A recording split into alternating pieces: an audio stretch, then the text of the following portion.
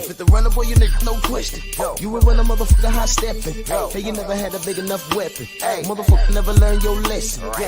I'm an 88 pack nigga. I'm an 88 pack nigga. I mean, day walker, drink blood, trains out, full moon, motherfucker, change like a hoe, nigga. I'm just a nigga from the hood trying to stack a little cheddar for the money. We ain't wasting no time. We ain't wasting no time. Let me see if I can get some beats in. Let me see. Y'all like this? This is that StreamYard music. Oh, it didn't get any better, huh? Yeah. No.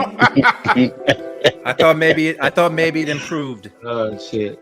Negative. I'll make it sound good. I'll make it sound good.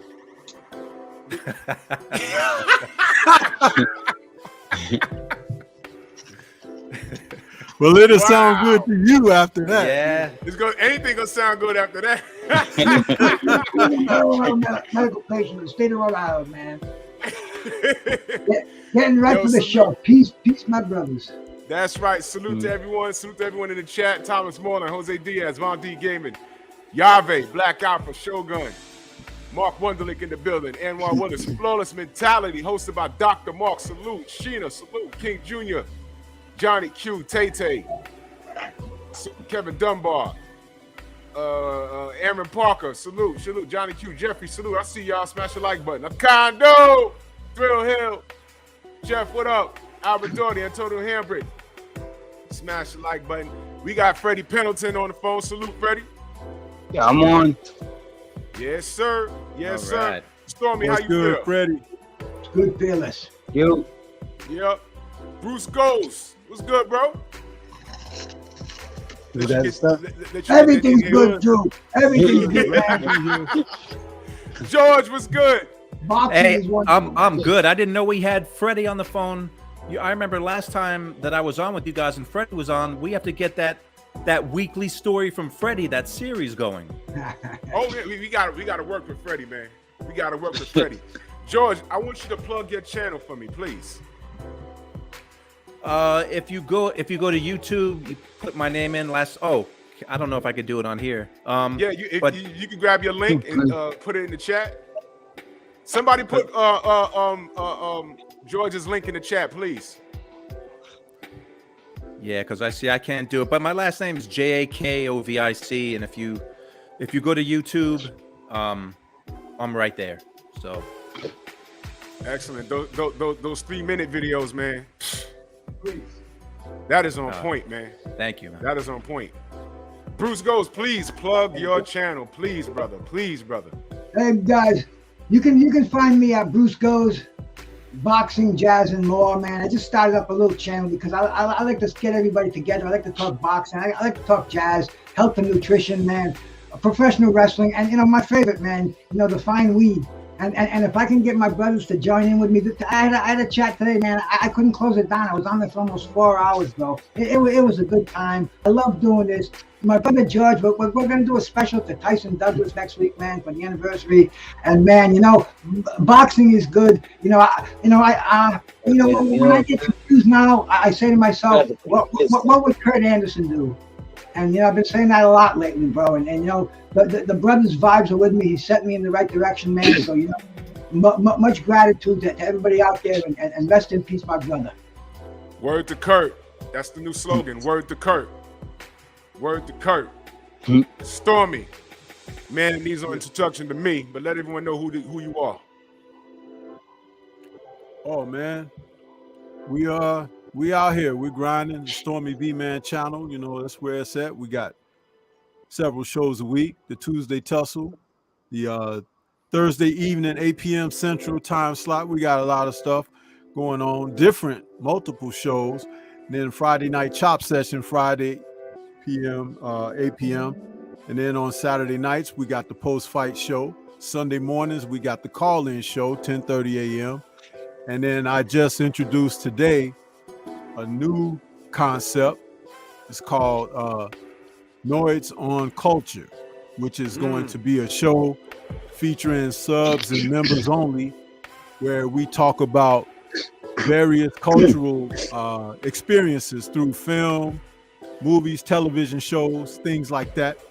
And we get together with the members of the community as well as subs, and we involve them as well as other content creators to discuss the things that we like in our downtime, the things that help keep us grinding. So I just introduced that concept today. So on the channel, on the main page or community page, there's like a little video just introducing that. So I'm always coming up with something, you see. I love it, man. I'm a kid at heart. I still watch cartoons. I draw. You know, I'm a huge anime fan. I'm a huge nerd for this, and boxing plays an instrumental part of my childhood. Boxing, kung fu movies, and G.I. Joe and Transformers. Very instrumental in my life. I'm a big old kid, man. And that's why when I talk about boxing, it takes me somewhere. It takes me somewhere. Like when you talk boxing, like Stormy and Bruce, a little older than me. I remember being a kid, and I say this often. Boxing was on ABC, and it was on, I believe, NBC. And I remember running from room to room to see what's going on. But that was my childhood. You know what I'm saying? Roberto Clemente State Park, there was a boxing club there. When my dad had to bring me to work, no babysitter, go downstairs and hit the bag. You know what I mean? Mitch Green used to be walking around there. By then, I was only about 8 years old. He was a giant, 6'5". You know what I'm saying? But he was whooping everybody's ass in that gym. You know, y'all clown Mitch now, but Mitch was no joke. You understand? But this is the sport.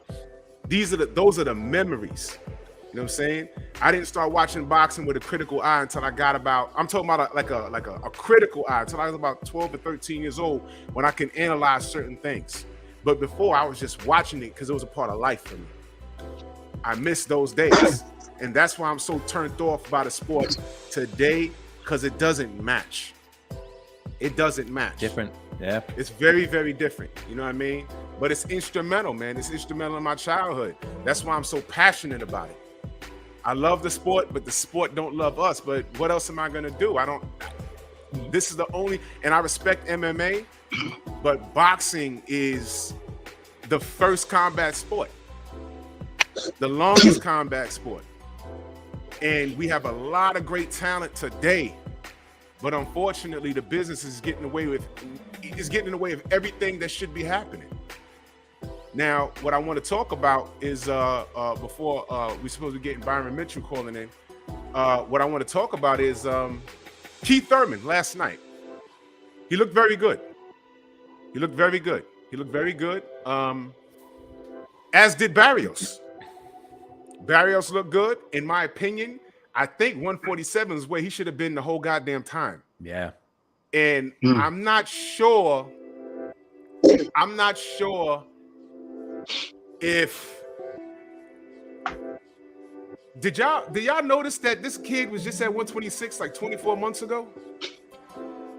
Yeah, I didn't realize it was just 24 months ago, but he looked strong at welterweight. I mean, that's a tough first fight into the division against Keith Thurman, but he looked solid. Like if we didn't know he wasn't a welterweight, physically he looked like a welterweight last night.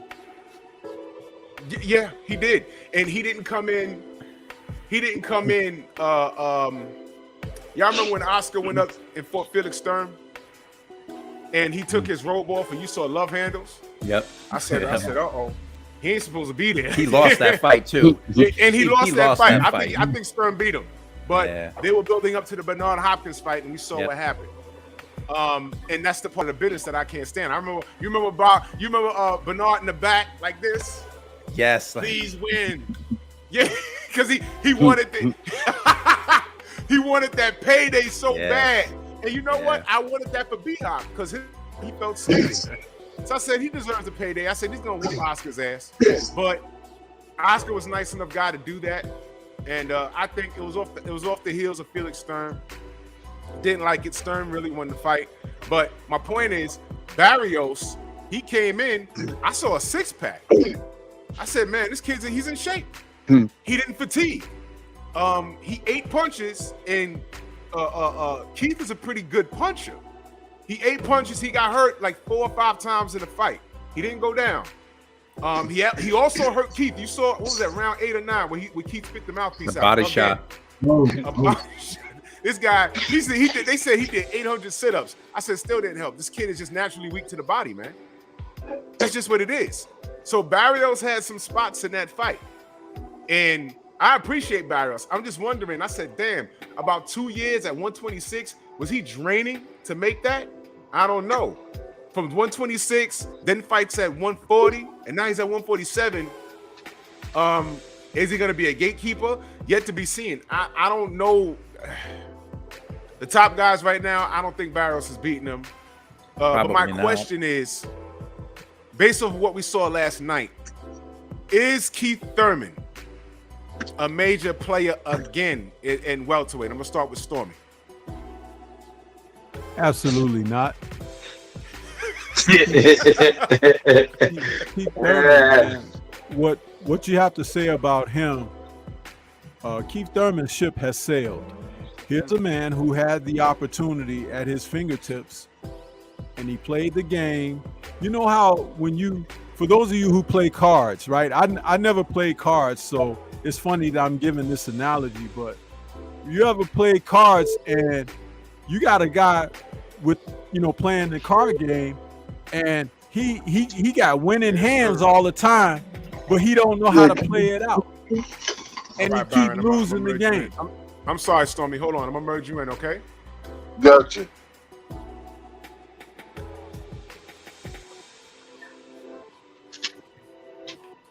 All right, we're going to get back to Keith. But right now, in addition to Freddie Pendleton on the line, we now have Byron Mitchell in the building. Byron, salute, fam. What's up? What's up? Slammer from Alabama. That's right. Byron, I got Freddie Pendleton on the call too. What's up, Freddie? What's going on, brother? I'm all right, man. That's cool. Excellent. Oh, so you get all these warriors on here, then I start, remembering what I used to do and be ready to smack somebody. I gotta stop that. Calm that down. Man, I'm always geeking out, man. Byron, man, how you been, bro? Man, I'm just trying to stay safe, brother. Excellent. For those of you that don't know, Byron, let everybody know who you are. Former 2-time WBA World Champion, super middleweight. Super middleweight. There you go. And linear WBA super middleweight champion. Don't leave that out, Byron. Lineal. That's right. What I'm gonna do right now, as you're on the phone, I'm gonna pull up your fight with Joe Calzaghe so everyone can see. I just watched that. I can't believe they stopped that fight. Premature stoppage. What are your thoughts on that? Because that's the first thing I said. Byron, was that a premature stoppage? Oh man, they knew what was gonna happen. Yeah. That's boxing. That's boxing politics at its best. You know what I'm saying? They want a certain fighter to win. They make it happen. Yeah. They knew what was gonna happen. You was in that fight. I mean, you ran into some trouble, but I've seen worse. And it seemed like you made like a little mistake. You got caught coming in, and his hook landed. That happens, man. It's boxing. Right. But you was in the fight, and this right here, I want everyone to know this was 168, right? Right. This was a prime Joe Calzaghe, but he was still notorious for breaking his damn hands because he punched very awkward. Very awkward. He had a high work rate. To me, I mean, sometimes people are just athletically gifted. I always was confused. his work weight didn't match his physique, but I ain't trying to say anything. But I'm just saying his work weight didn't match his physique. I'm just gonna go ahead and ask you though, Byron, what was it like fighting over there? It was almost like a hostile environment because, you know, all I got was booze from the time I walked into the lobby of the hotel.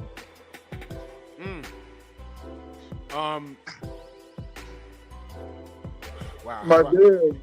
My dad was with me. God bless his dad. He passed a few years ago, but he was with me. Me and my wife were separated at the time, going through a divorce, so she didn't make the trip. But I was so nervous that I told my dad, I said, Daddy, with this hostile environment and all the booze I got from the time I walked into the lobby of the hotel, I said, man, I don't care if it's a kid. I was joking, but I said, I don't care if it's a kid. If anybody flinches at me, they knock the hell out. Yeah, well, you know, I remember watching this at home. It came on at an odd hour here in the States, but I remember watching it, and I was standing up the whole damn time. I was like, man, I said, you know, he could get this dude. He could get him out of there. And back then, I do recall saying, you know, look, man,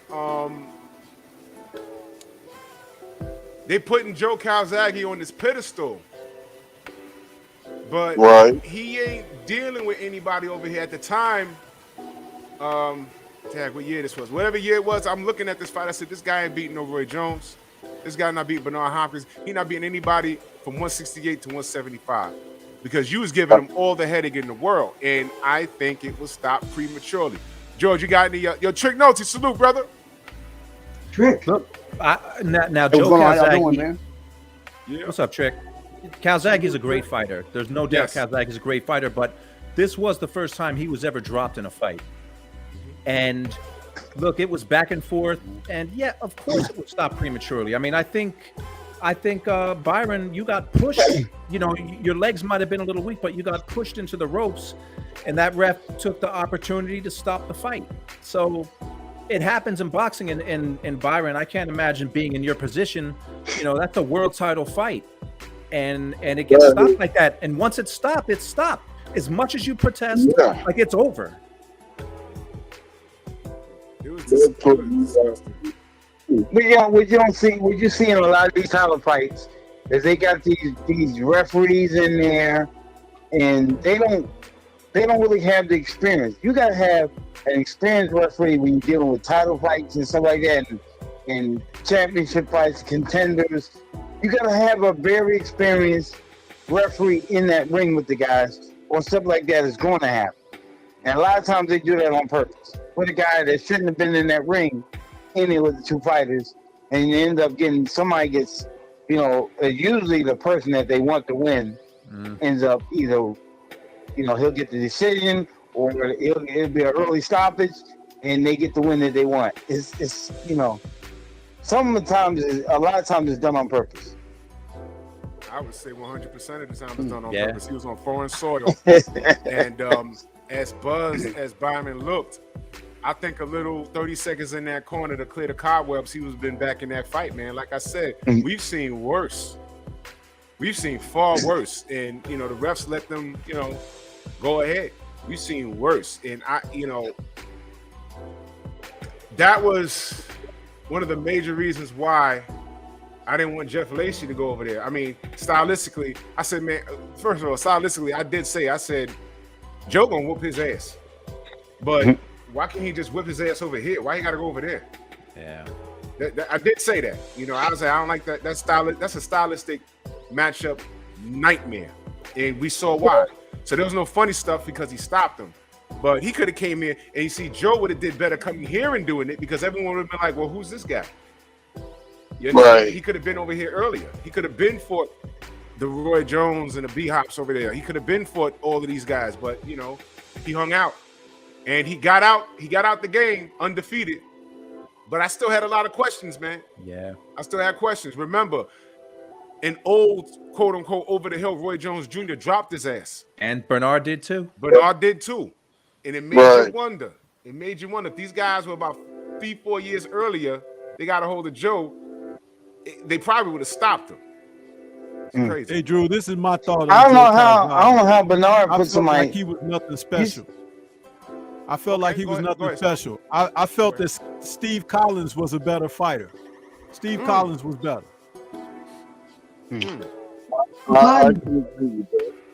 Byron, before you fought Calzaghe, you went to go to Germany and fight Spanaki.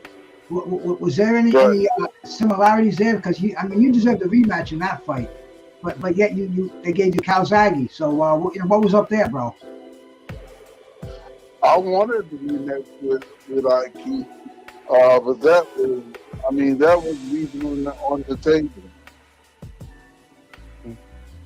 What is Bernard Hopkins is not a puncher. Why does anybody? How does he knock anybody out? He can't punch. Well, you know, he's a technician. In what way? He knows how to use his head. Actually, Hopkins is a puncher in middle. Oh hell no! I will beat Bernard is slow. He's like fighting a turtle, man. That Joker's just slow as shit. And then he try to use his strength, and he don't have no real strength. So I'm like, that's why I couldn't understand. He was beating all these guys. I'm like, shit, what they do? You know? So it must say something about the guys he fought. I know you whooped his ass. Yeah, Bernard had his share of problems with Joe's, didn't he? Damn sure. Yeah. Yeah, well, Roy's hands are real fast, so that's gonna give everybody a problem when you got speed like Roy. You know what I'm saying? But the only thing about Jones is he couldn't take the pressure when it came down, and when he couldn't knock a guy out, or he couldn't keep in the hand speed, couldn't keep a guy off him. He couldn't stay in the ring with a guy. I don't know what happened when he got knocked out by what's that guy? The kid named that knocked him out. Joe Smith. Salute to Long Island. Joe, man, yo, let me park here for a minute. I'm not gonna let this go. When Bernard Hopkins told Joe Calzaghe, "I never let a white boy beat me," I cringed. I said, "Damn, he should have said that.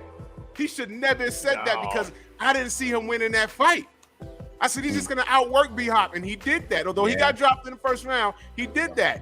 And then, years later, he gets in the ring with Joe Smith, and not only did Joe Smith stop him, well, I'm missing something. Before that was Kovalev. He pushed me. Yeah, exactly. He pushed me. Exactly. Then after that, so that's white boy, quote unquote, number 2. White boy number 3 ended his career. And he goes falling out the goddamn ring. I said, oh my God. Yeah, I mean, hold on. One more thing. That bewildered me how he fell out the ring like that. Go ahead, Stormy. One more thing about the fight with Smith.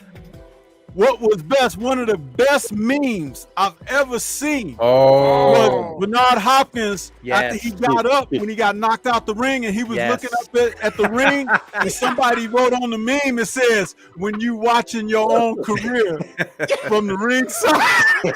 Yeah. That's cool. That's just cool. Yeah, that's dirty.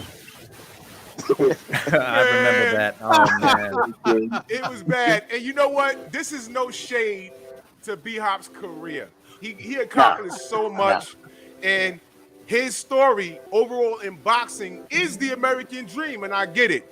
But there's just certain things you don't say. You understand what I'm saying? Yeah. Especially when you're in the fucking ring.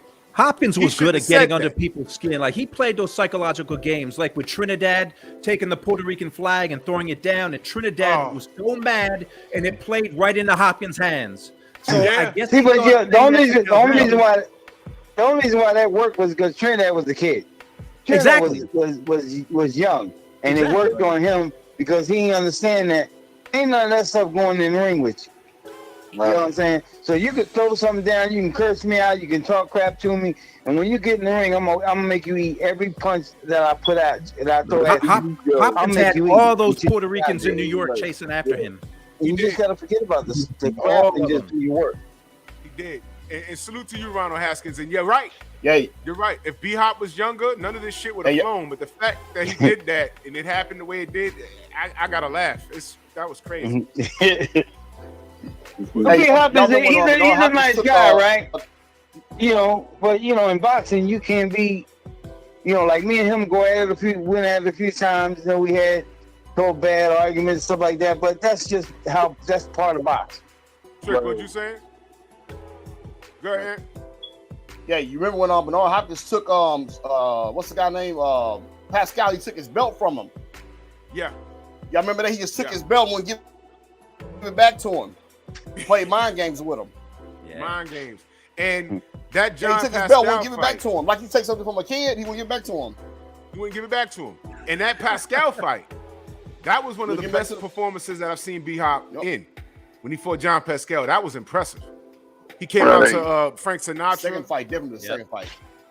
Yeah, man. Listen, man. That was Bernard has more upside to his career than downside. I'm just saying that downside of him falling out the damn ring. I ain't never gonna forget that. Ain't nobody ever gonna forget that one. Bro, you know what you gotta remember about B-Hop too? Go ahead, Bruce. You know, when he was an undefeated middleweight, and Roy Jones was an undefeated middleweight, what did they do? They put him head to head. And did B-Hop's career get cheapened by that loss, bro? I mean, dude, he came in with the hood on, with the two bodybuilders in front of him, the executioner. That L meant nothing, bro. All that did was open the doors for a bigger and better career. You know that trick. You remember that shit, bro. But yeah, man, I got a great question from the chat. I got a great question for the chat, and we're gonna start with Freddie. Somebody in chat wants to ask, who wins at 160? Obviously, Roy Jones or Marvin Hagler? Oh hell no! Marvin Hagler crushes Roy Jones. Roy Jones ain't got, and Roy Jones don't have the kind of balls. I mean, Hagler was a killer. He didn't care what happened. He was gonna put you down, and he kept punching until you went down. You know, Roy ain't got that kind of heart. Hagler dominates him and stops him, I think, middle of the fight. Middle of the fight? Yep. 15 rounds. George. Yep. It ain't going 15 and never go 15. It ain't gonna go 12. Wow. George, who you got? Look, I think Roy Jones, when he was in his prime, was like Superman to me. But Marvin Hagler at 160 was just different. He was just different. So Hagler's going to beat him at 160. I've got Hagler all day. Hagler thought like me. He wasn't trying to beat you. He trying to kill you. And if by chance he didn't, as long as he got the win, he's good. Stormy. He didn't care about nothing. Stormy, who you got? Roy Hagler. Listen, man, Hagler hands down. Let me tell you something. Hagler had to go to the court systems, to get his title shot, okay? They were afraid of the man. And of course, we're presuming that you're talking about the men in their primes. So, of course, if Roy was fighting at middleweight in his prime, and remember how young he was and inexperienced as a pro he was, knocking out more guys than you can recall. But Hagler had the path that there were men who weren't even champion who would have eaten Roy Jones alive. Okay? So that's the thing you have to understand. And Hagler could box. People remember Hagler beating people up and stopping them. But Hagler could box. Orthodox. Southpaw. Okay? He had very good lateral movement, very fast hands.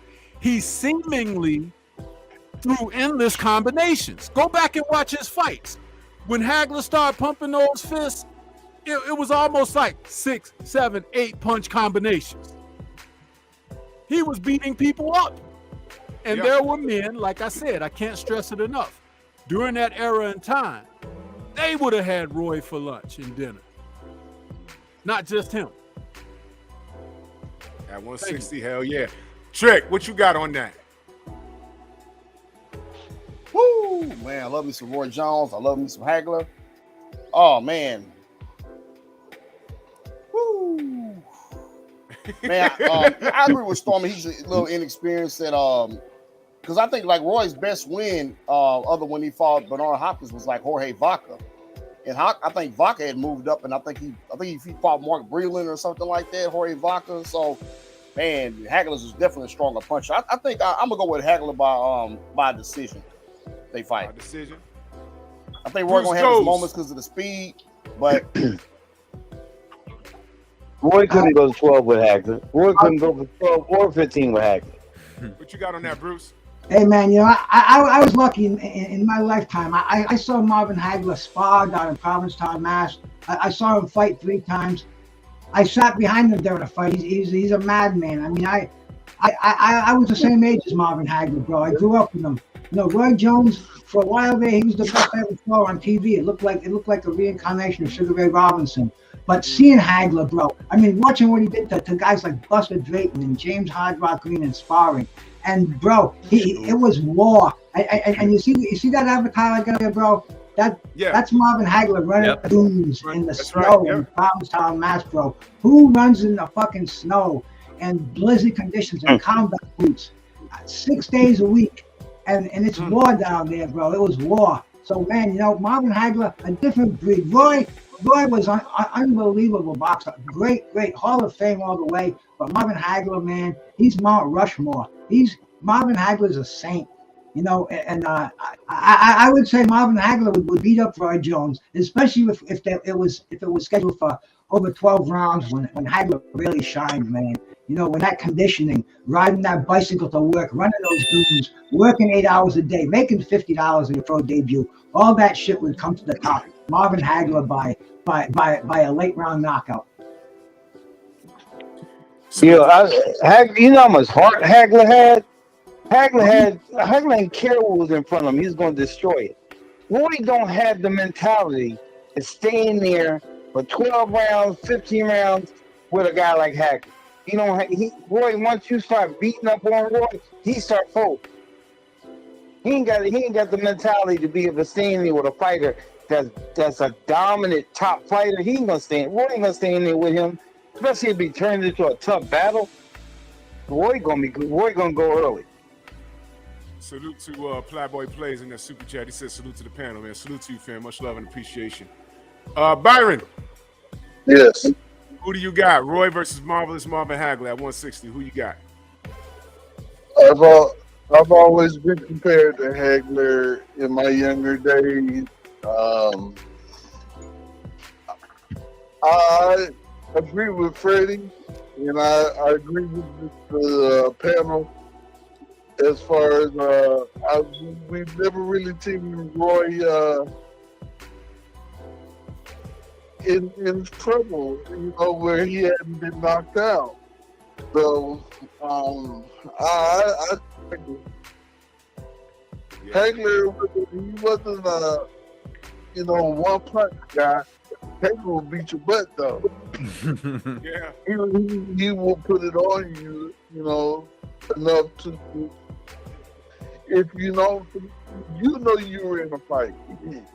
Right. Yeah. You know you're in a fight. So I say Hagler. May I add one more thing, please? Go ahead, Stone. You know, Roy didn't like to jab. Right? He was a hooker. Okay? Pumps and high heels and everything. Pearls.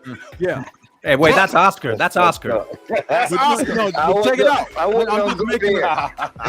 just making a point here. I wasn't gonna go there, but Hagler with no jab, you cannot possibly beat this man. You can't, because you have nothing to ward him off. And he would get to the point where he would throw his jabs where Roy wouldn't even throw his hooks. He would keep his hands at home. And you know, Roy had a tendency to go back near the ropes and put his arms up like this high guard up, yeah, and let people hit him, right? Try that with Hagler and see how that works out. Knock him out with that garbage. Exactly. But then, you know, the more I think, you got to remember the 2 guys who gave Hagler problems, the 3 guys, Bobby Watts, Willie Monroe, and Sugar Ray Leonard, man. You know, they were boxers. And it would have been a hell of a fight. That's why I'm saying Hagler with the conditioning in the late rounds. But man, for the first 10, 12 rounds, Ooh, But this would be Bruce, a look big at when Leonard really fought him, like almost 5 years later. Okay, when they were originally we could supposed go to fight. forever. We could go forever with a fantasy matchup like this, man.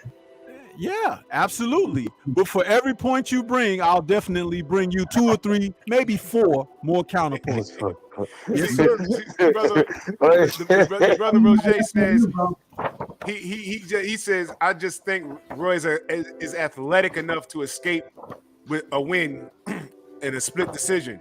Escape Against who? Against Marvin Hagler. The term escape. Oh, hell no. That jumps out at me. Escape. Yeah, Hey, I'll end it with this, fella. If he fought Then you can Hagler, talk about Hagler whatever you knocked him want. out in about 5 rounds. Roy Freddie had to go problems against with Hagler. Lou Del Valle and Antonio Tarver. And what were they? Southpaws. Okay? And what did they do to him? Put him on his ass. Put him on his ass. Yeah. And if Roy did get through with him, Hagler always gets you in the rematch. Roy would rematch him. If you get to a rematch. Salute to my brother Mujali. With that super sticker, much love and appreciation. He in there heavy, man. Much love and appreciation, man. Yeah, you see what trick notes he's holding up there? Y'all see Look this at that, book I got? Look at this book right here, man. Look how thick this book is. That's beautiful, That's man. about 500 pages of illustration. What's the title, man. Trick? What's the title of the book? What's the name of the book? I pulled the cover off. It's called Knockout. I bought it on that's beautiful. some website for like $6. This book for like $6. It's amazing the things you can find out there. I got a bunch behind me that would kind of blow your mind. See that legendary fighter right there, man? That's a coffee table hardcover. Things about 16 by 16. Beautiful pictures in there. Pictures of Don L. Sullivan, Jack Johnson, and all the golden era boxes. But my wife found it at a flea market. I think she got it like $1. She told me, man. So there's treasures out there. There's a painting that I saw. It's an art store not too far from me. This guy made it look like a coming soon fight, and it's Mike Tyson versus Muhammad Ali. And it looks so real. And I said, man, I'm just gonna. I want to just get it just to have it because it was so well done. It was so well done, so well done, man. I love stuff like that, man. I love stuff like that. I don't understand why people actually they actually say that Mike had a chance to beat Ali. In the world, Mike would have beat Ali. No, but Stormy mentioned Lou DeVal. I was talking with Lou DeVal at the gym, and he picked Mike Tyson to beat Ali. Whatever. I said, really? Yeah. He said, yeah. He said, what dropped Ali? I said, a left hook. Ali got right up, but he says, yeah. I mean, Mike Tyson is compact like Joe, but was way more athletic, and he thought he was way more powerful. He was making his point. I still didn't believe it. I disagreed, but whatever. Ali would have defeated Mike Tyson has before the fight or some shit with mind games. Right. You know what I'm saying? He a little midget motherfucker compared to Ali. Ali a big ass motherfucker. 5'10". A lot of people don't realize Ali was on the 6'5". There you go, Bruce. There you go. That's what we want Hey, to Drew, see. That's I got a question for Byron. Hey, Byron, this is Anthony. Hey, Byron. Byron, you there? Byron, you still there? Yeah. Go ahead, Ant. Hey, Byron, I got a question. This is Anthony. Now, you fought tall guy. Oh my God, Southpaw won the belt. Frank Lyles. You fought Frank Lyles. If Frank Lyles and Roy Jones fought in the pros, how you think that fight would have went? Even though they fought in the amateurs and Roy, I think they split 1-1. How you think that fight would have went? They'd have fought in the pros. What a lot of people don't know, when they fought in the amateurs.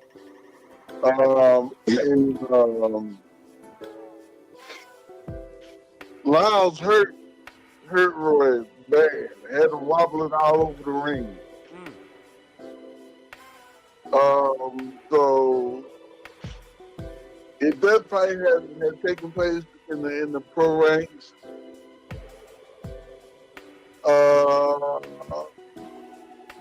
that height and reach would have given Roy plenty of trouble. So unless Roy could do something early, I think Lyles wins that matchup. I agree with Byron. I agree because there were two 168 pounders, 175 pounders that Roy didn't fight during that era. That was Lyle and there was Michael Nunn. And both of those guys, southpaws that could box their butts off, they were boxers through and through, but they had ring generalship, they had guile, they had exactly what was needed for Roy Jones and technical proficiency, which always was going to be Roy's Achilles.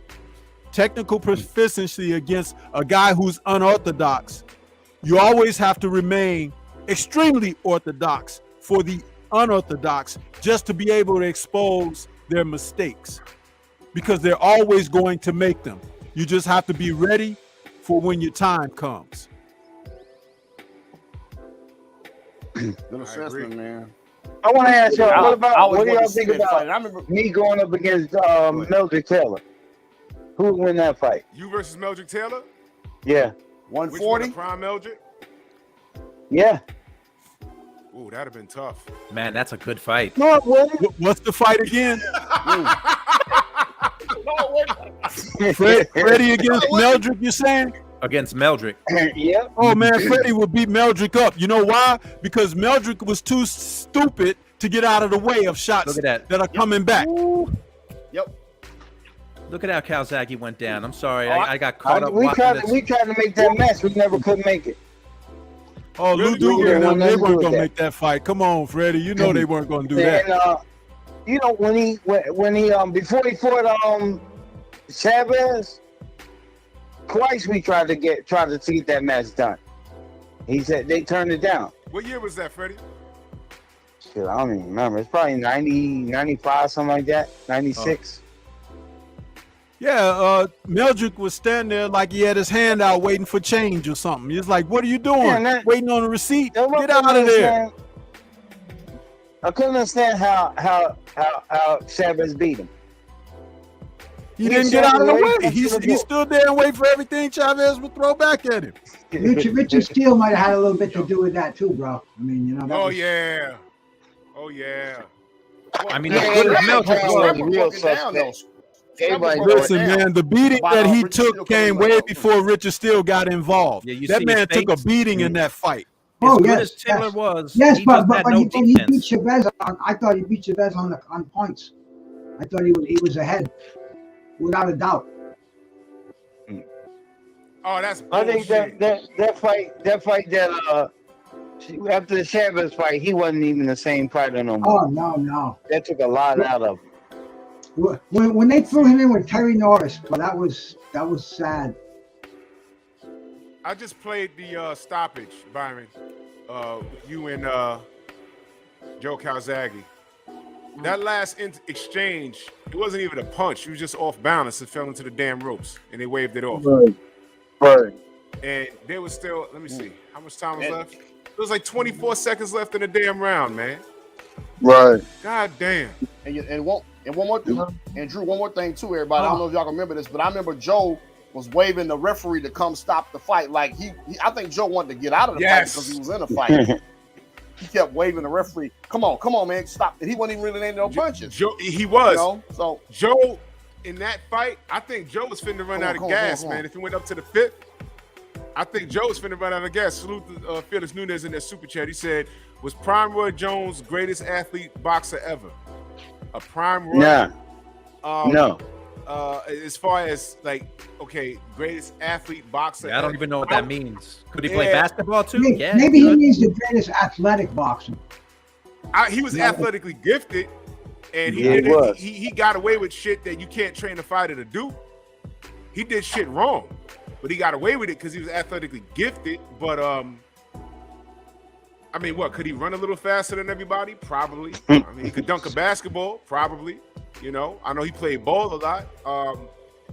But This young audience, Drew Titan and panel, they need to really go back and look at films. Yeah. If you could find someone who was better than Sugar Ray Robinson, Show me. have at it. Show me. Yeah. Have at it. Yeah. Yeah, there you go. I do. I know one person better than Sugar Ray Robinson. Who's that? Me. Well, I ain't gonna argue with you. That's my favorite fighter, bro.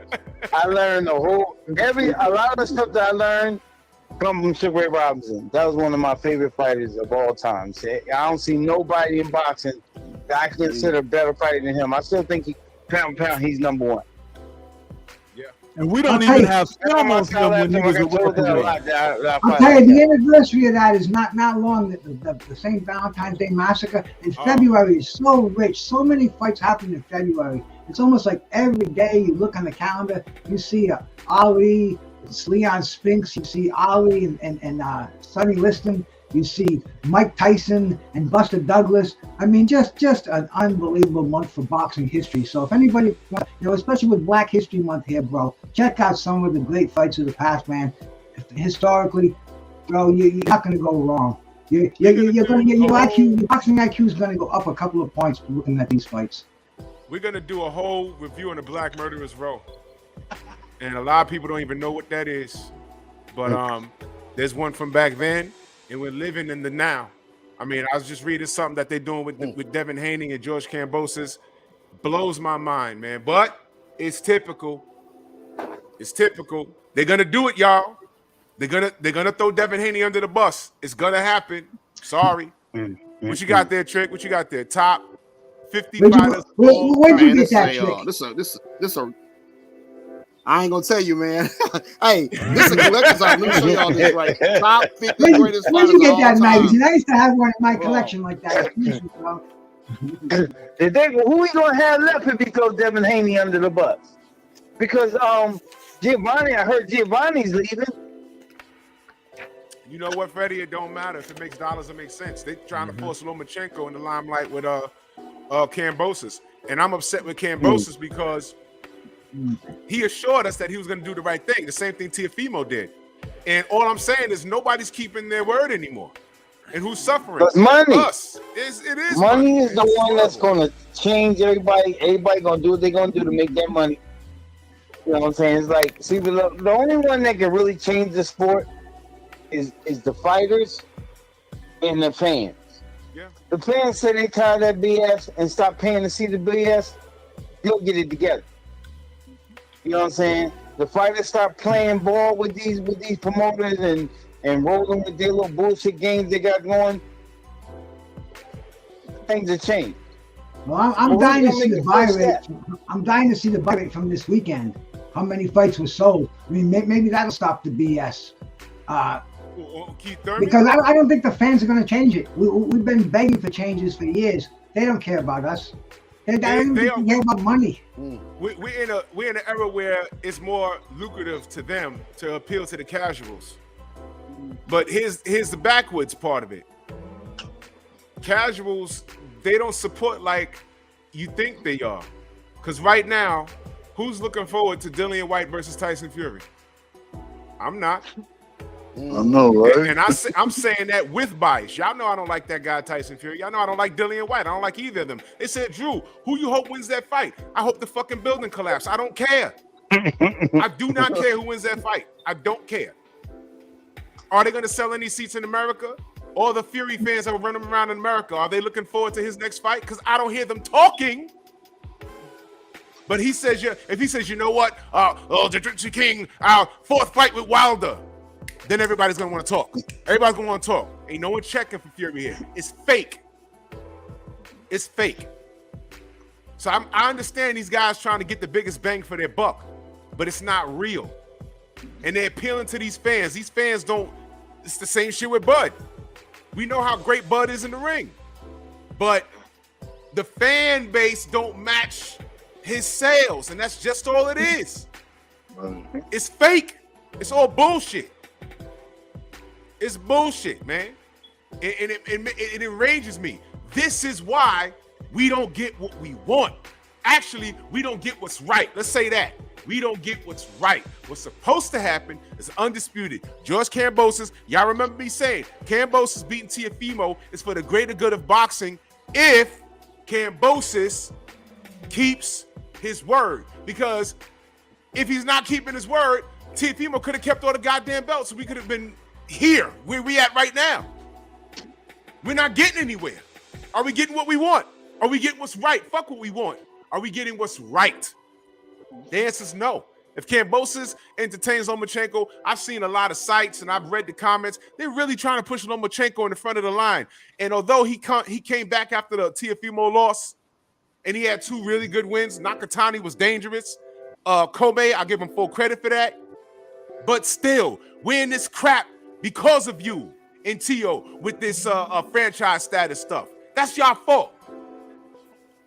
No, what I'm saying is Devin Haney is the real WBC champion. He has the last Infinity Stone, and no one wants to put on a goddamn gauntlet. And no one is forcing Kambosos to keep his word. That's my problem. That's my problem. And then enter Ryan Garcia. Why is he even in this goddamn conversation? You got me. I don't know. Y'all tell me, where does Ryan Garcia fit in any of this? He doesn't. But I say that I'm a hater, I'm a racist, and everything else. This is ridiculous, and this is why the sport suffers. This is why they try and shut us up, because we're saying, no, that ain't right. This is right. Do we want an undisputed champion or not? Is that franchise label real or not? The answer is no and no. They don't want undisputed unless it suits their agenda. And here's the reality. The silly Lomachenko don't sell real seats. And no one knows George Kambosos. And Devin Haney makes more than both of those clowns. And Ryan Garcia. What's the problem? Where's Tim Drew. Smith? Where's Tim Smith? Where you at? You know what? I wanted to ask Byron a question, because Freddie, it's still the same topic, but Freddie was saying, only fighters can change boxing. And Byron, I read that not too long ago, you were on a fighters union. You were trying to start a fighters union to help with fighters get like the transitional support out of boxing. Are you still involved with helping fighters, or was that information I read wrong? No, I was the guy that I was talking to in that situation. He wasn't a guy. He wasn't a guy of his word. And I have a short fuse for people like that. So I never got around to dabbling more into that. I support the cause, but because the fighters, they do leave outside here. Right. Well, Have you ever gotten any help from? Have you gotten help from the any of the boxing organizations? I don't know if you do, but have you ever, because I know there's no pensions or anything, but I don't know if you as a former champion especially have ever gotten any help from the boxing organizations. None whatsoever. You don't give a shit. And they got all these, and only a few states even have something where they put money away for you. Right. I think California's just one of them, right? Yeah, California does, and I think it's one more state. That is, and I've heard conflicting stories where the WBC does take care of former champions, certain former champions. They get a small pension a month. But certain fighters. Oh, Exactly. snap! Hold on, y'all. Time out. Hello? Yeah, what's going on? Oh, brother, you ready for this? Yes, sir. Hold on. Someone's came in over the line. Hey, Mike. Yes, sir. Yo, fellas. Michael Nunn just called me.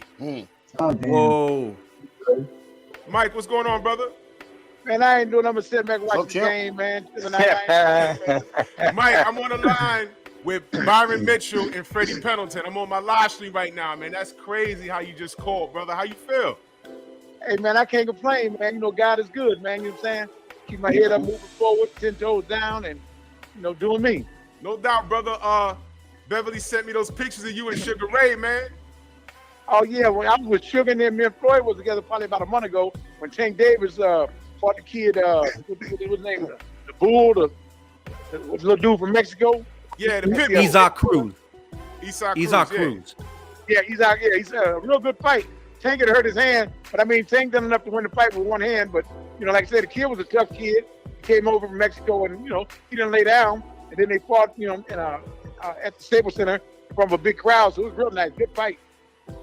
Man, that was it was a good fight. It was a damn good Second fight. to none. Yeah, it was a good fight. Second to none is on the line. The Tank was only fighting with one hand after about the fourth or fifth round. So you know, I mean, it was a good fight though. But I mean, you know, Tank, he done his thing with one hand.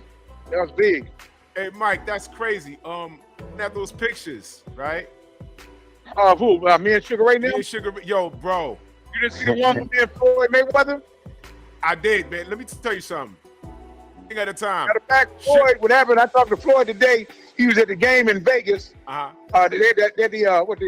Pro Bowl in Vegas today. And Floyd, we talked to each other for a minute. Yeah. Oh, that's what's up. I see why Sugar Ray Leonard ain't want no smoke with you. Jesus Christ. Hey, not only Sugar Ray, Tommy Hearns, Duran. George Rodriguez, the Spanish guy, right? With Sugar Ray told her, because, you know, me and Sugar Ray talked. You know, his sister just passed about 2 weeks ago, and I had sent him a condolences message to him and the family. Sugar Ray said, a guy named George Rodriguez said, Sugar Ray, why did you ever fight Michael Nunn? And Sugar Ray told him, did you see the fight with me and Hex Camacho? He said, you see what Hex Camacho did? What you think Michael Nunn would have done?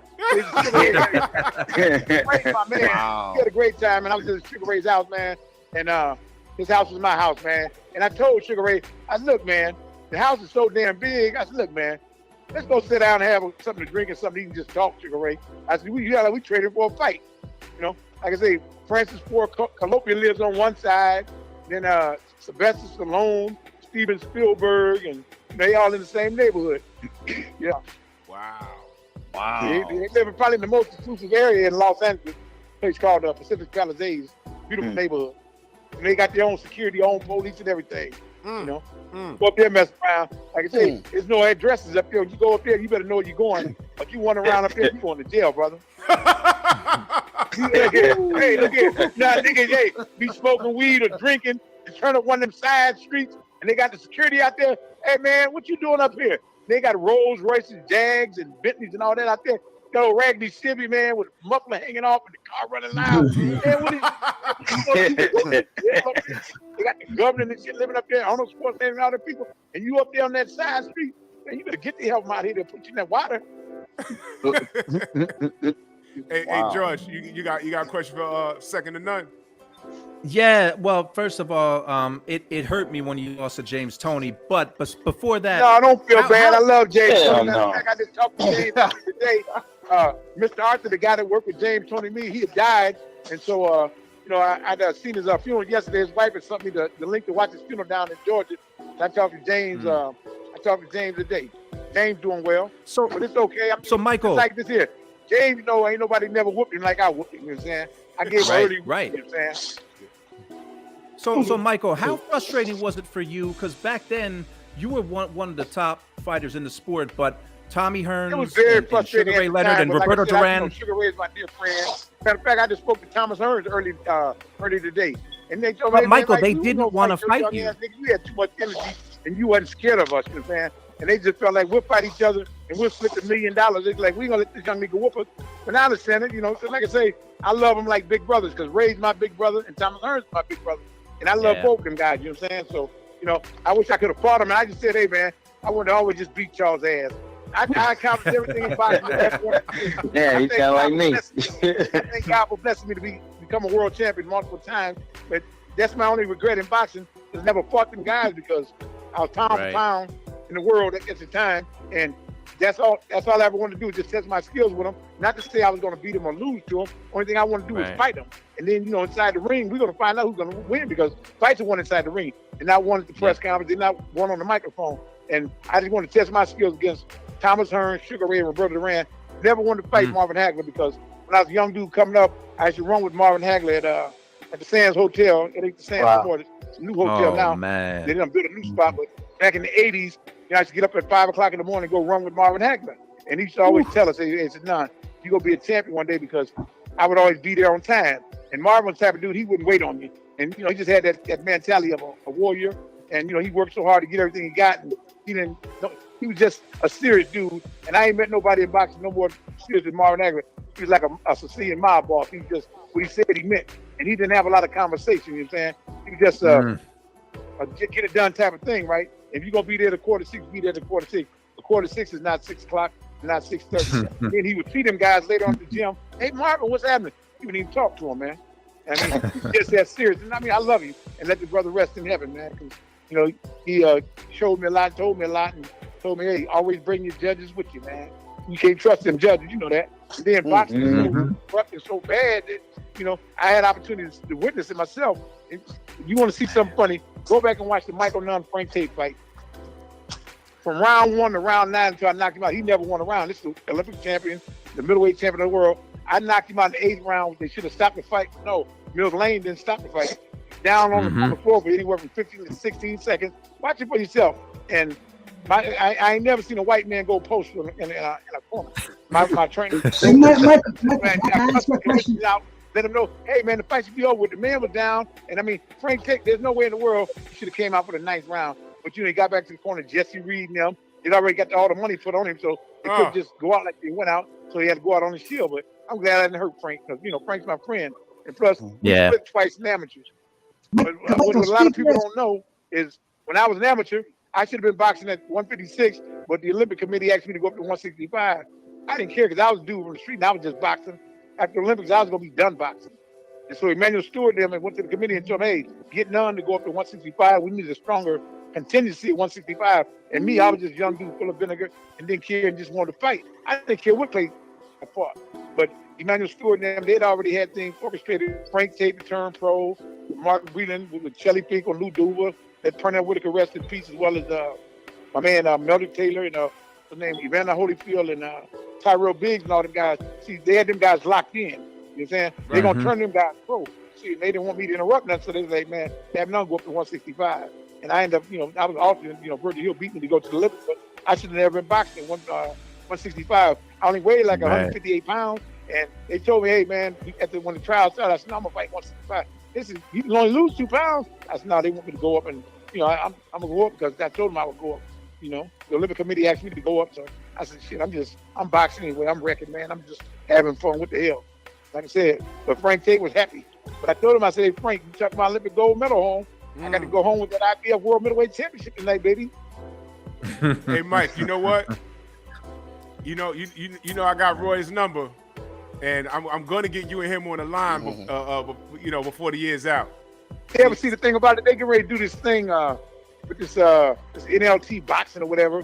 And Roy had brought my name up, and they said, what about Michael Nunn? But see, they want a computer fight me. They fight me. Let's me and you do a real exhibition, Roy Jones. And we're going to get millions of dollars, and you're not going to get hurt. I'm not going to get hurt. And they'll buy that Roy Jones, Michael Nunn fight, quicker than anything. And that's all Roy. You put $3 million in your pocket, $2 million in your pocket. I put it in my pocket, and let's retire in the sunset, man. You know what I'm saying? No, that's right. And that's the only thing I regret about boxing is me not getting the opportunity to fight all the guys because they never want to fight me. Yeah. It's sad. The worst part is you work hard, you bust your balls to get to that level, and then I'm pound for pound the best in the world, man. No dispute. The world knows that. And like I say, Ray never fought, Tommy never fought, and Duran never fought. Steve Wynn had a $7 million deal on the table for Duran, but he never signed it. I'm like, well, shit, Duran gonna sign it. Give me $3-4 million. I'm a young nigga, man. $3-4 million. Shit, I'll fight whoever. Only person I ain't gonna fight is God and my mama. You think that knockout of Shambu Columbe? I'm gonna fight him to the leg get out.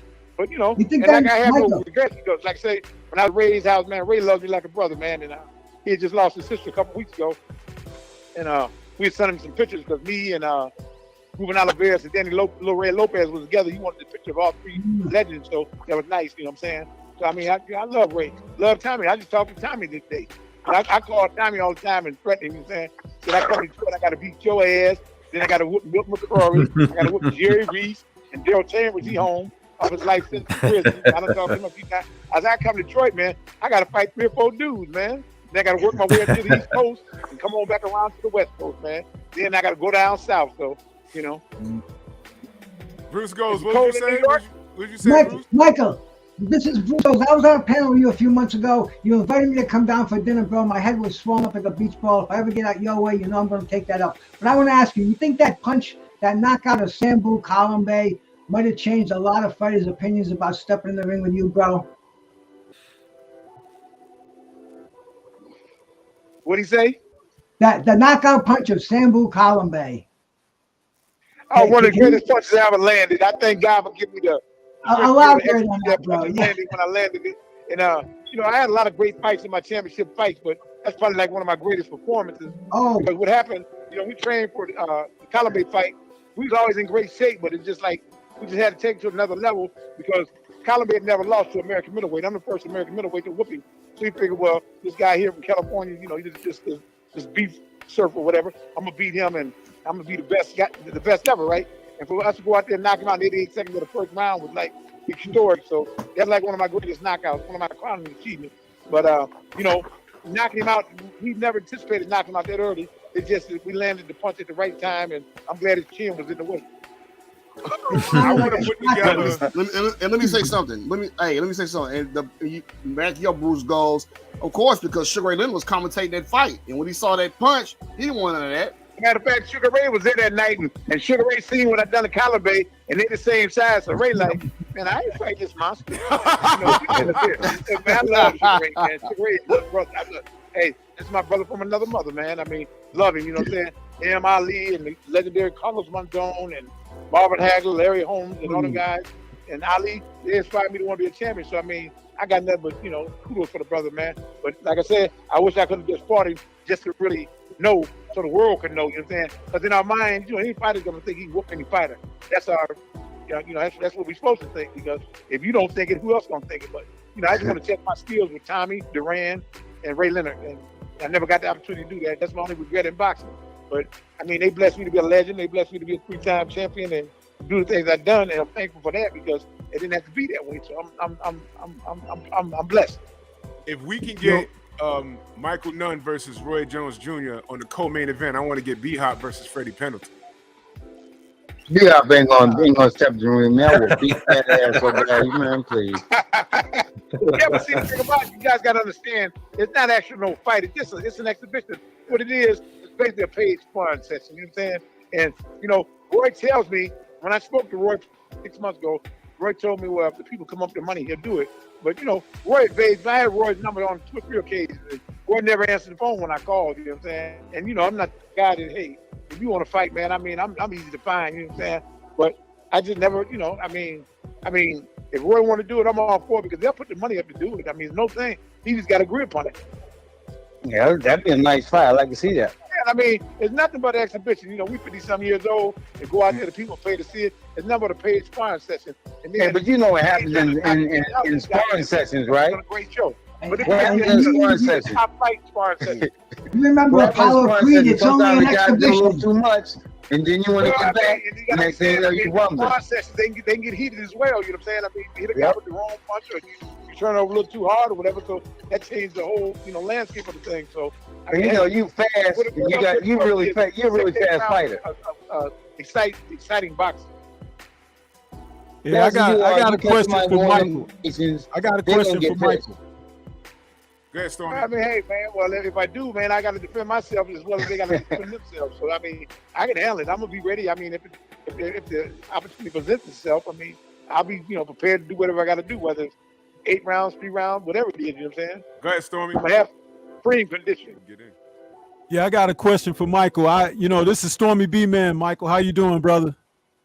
How you doing, my brother? Everything's all well.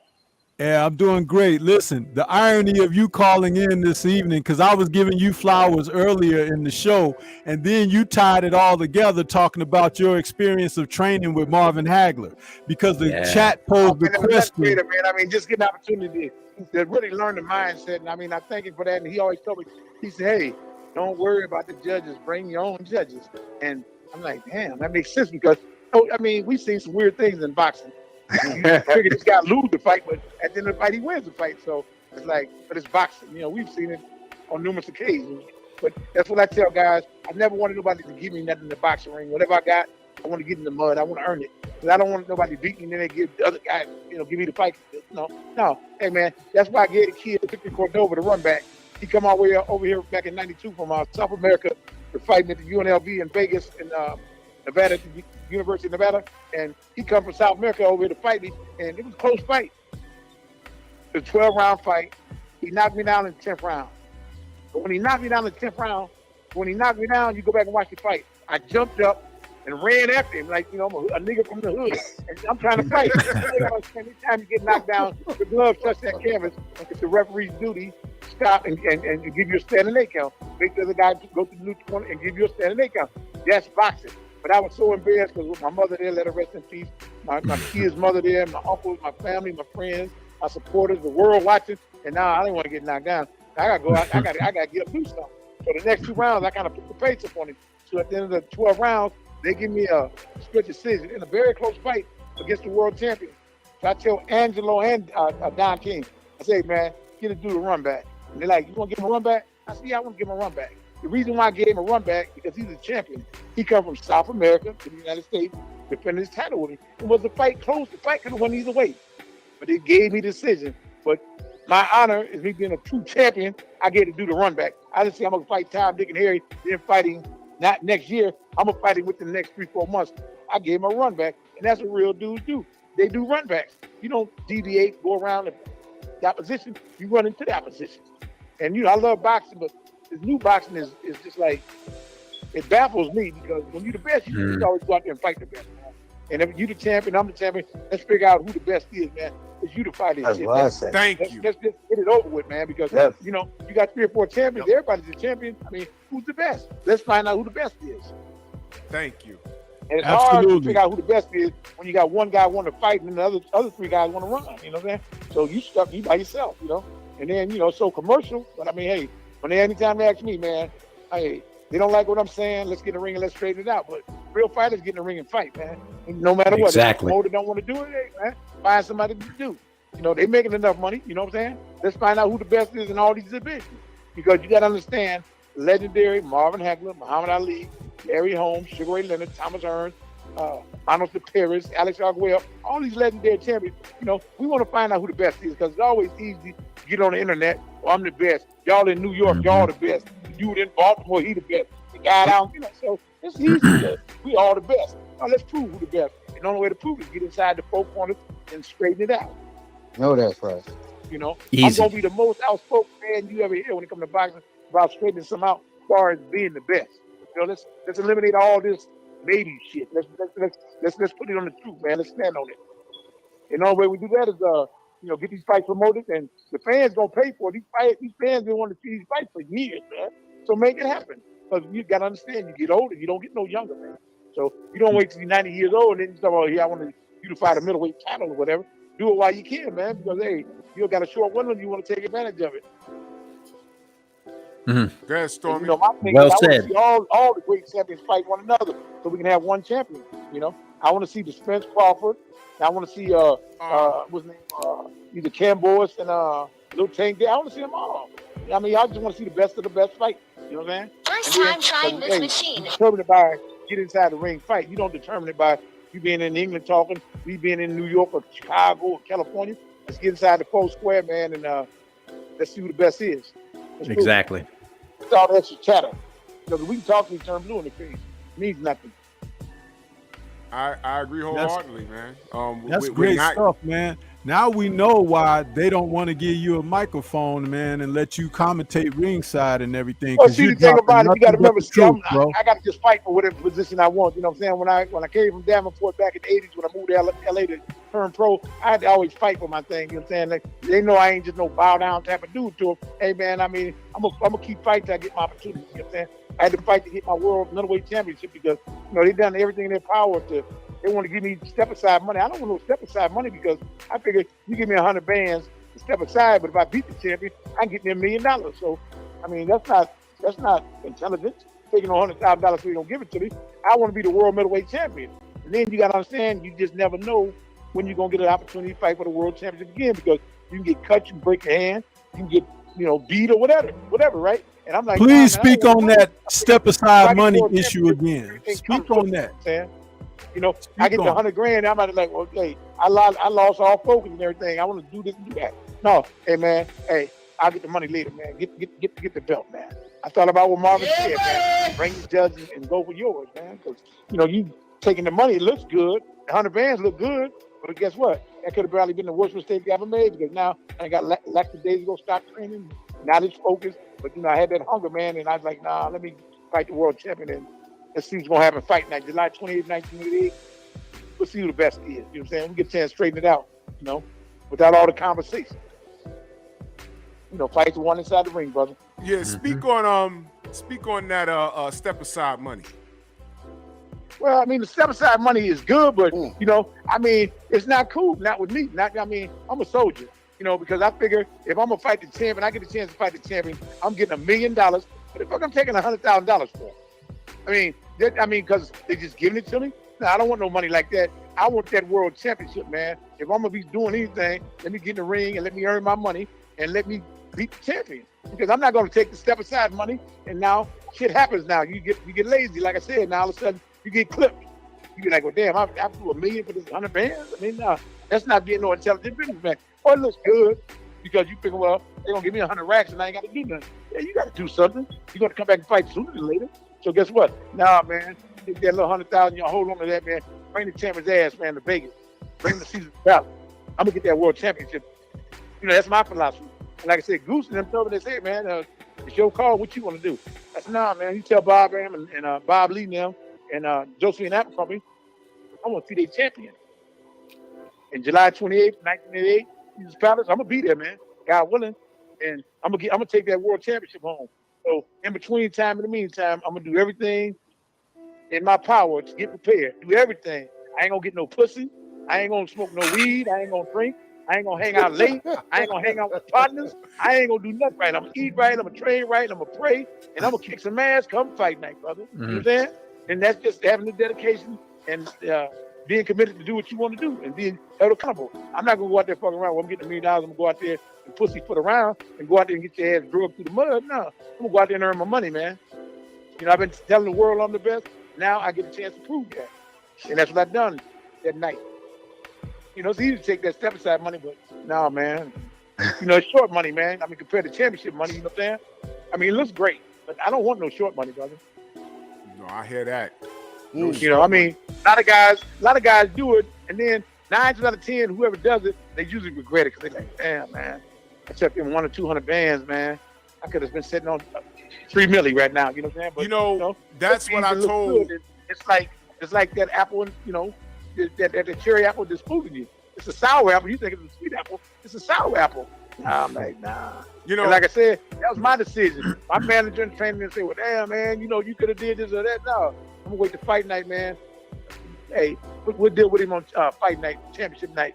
You know, we're gonna get this world championship, man. Because I mean, that's what I work for. You know what I'm saying? I never boxed to just tell people go to the bar and stuff and tell people, hey, my name is Michael Nunn and I box. You know, when people mention my name, I want to say, oh yeah, he's a world champion. Oh yeah, he's the truth. You know what I'm saying? I wasn't just boxing just to that dude is the boxer. You know what I'm saying? There's no nothing to that. You know what I'm saying? I mean, there's a lot of boxers, but I mean, I want to be something special, man. And that's what I got in the ring and fought for. You know what I'm saying? God bless me with a tremendous talent, and I want to use it the best way I could. And you know, I want to put on a show for whoever I'm fighting in front of. And I thank all my fans, the ones that like me, the ones that dislike me. Hey, just watch me, man, and spell my name right. You know, I told George Kambosos this. I doubt he, if he read it or not. I said it on his Instagram because they're entertaining Vasily Lomachenko, and I just said to him, look, I said that you beating of Teofimo Lopez was for the greater good of boxing, and that was based off of the idea that you would be a man of your word and face Devin Haney for undisputed. And now he's not a man of his word. So I said to him, I hope your lack of integrity. I hope the money that you're getting is worth the lack of integrity, because you're gonna have to look at yourself in the mirror. Mike, what are your thoughts on that? Fight the guys that you say you're gonna fight. Don't deviate. Don't duck. Don't dodge. Fight who you're supposed to fight, man. And boxing is just, I don't know what it is, man. They say what they're gonna do, and when it's time to do it, they just don't do it. See, I'm a 10 toes down dude, man. Whether in the streets, the penitentiary, the boxing ring, in business, I'm gonna be 10 toes down. If I give you my word, hey man, I'm gonna be held accountable for anything I do or say. I'm not gonna tell you something. You be like, damn, Nunn said, if we get him and Roy Jones to exhibition, we gonna do it. And then I be, oh no, man, I didn't say that, man. I don't do that shit, man. I don't do that with them. Nah. Anybody know me will tell you. I don't give a who it is. They're gonna say, oh, he's standing up now. And I can say, I'm just me. If I give you my word, take it to the bank, brother. I'm not gonna tell you I'm gonna do something and don't do it. I just ain't gonna do it, because I gotta face you. You know what I'm saying? I'm gonna be a man of my word. You won't be saying, well, man, you said this and you did. Nah, brother, I ain't said that, man. I'm gonna do what I said I'm gonna do. Because if I can do it, guess what? I'm gonna do it. If I can't, hey man, I can't do it. If I can do it, I'm gonna do it. I ain't gonna say it because it sounds good. And people do that. I hate to see the fighters do it, because you beat the man. You done something they didn't think you do, just like when Lopez beat what's his name, and he didn't honor his word. If you beat the man, why don't you run it back with him? You know what I'm saying? Right. So goes around, comes around. It's called karma, man. And you said the guy gave you an opportunity to fight for his world championship, and you beat him.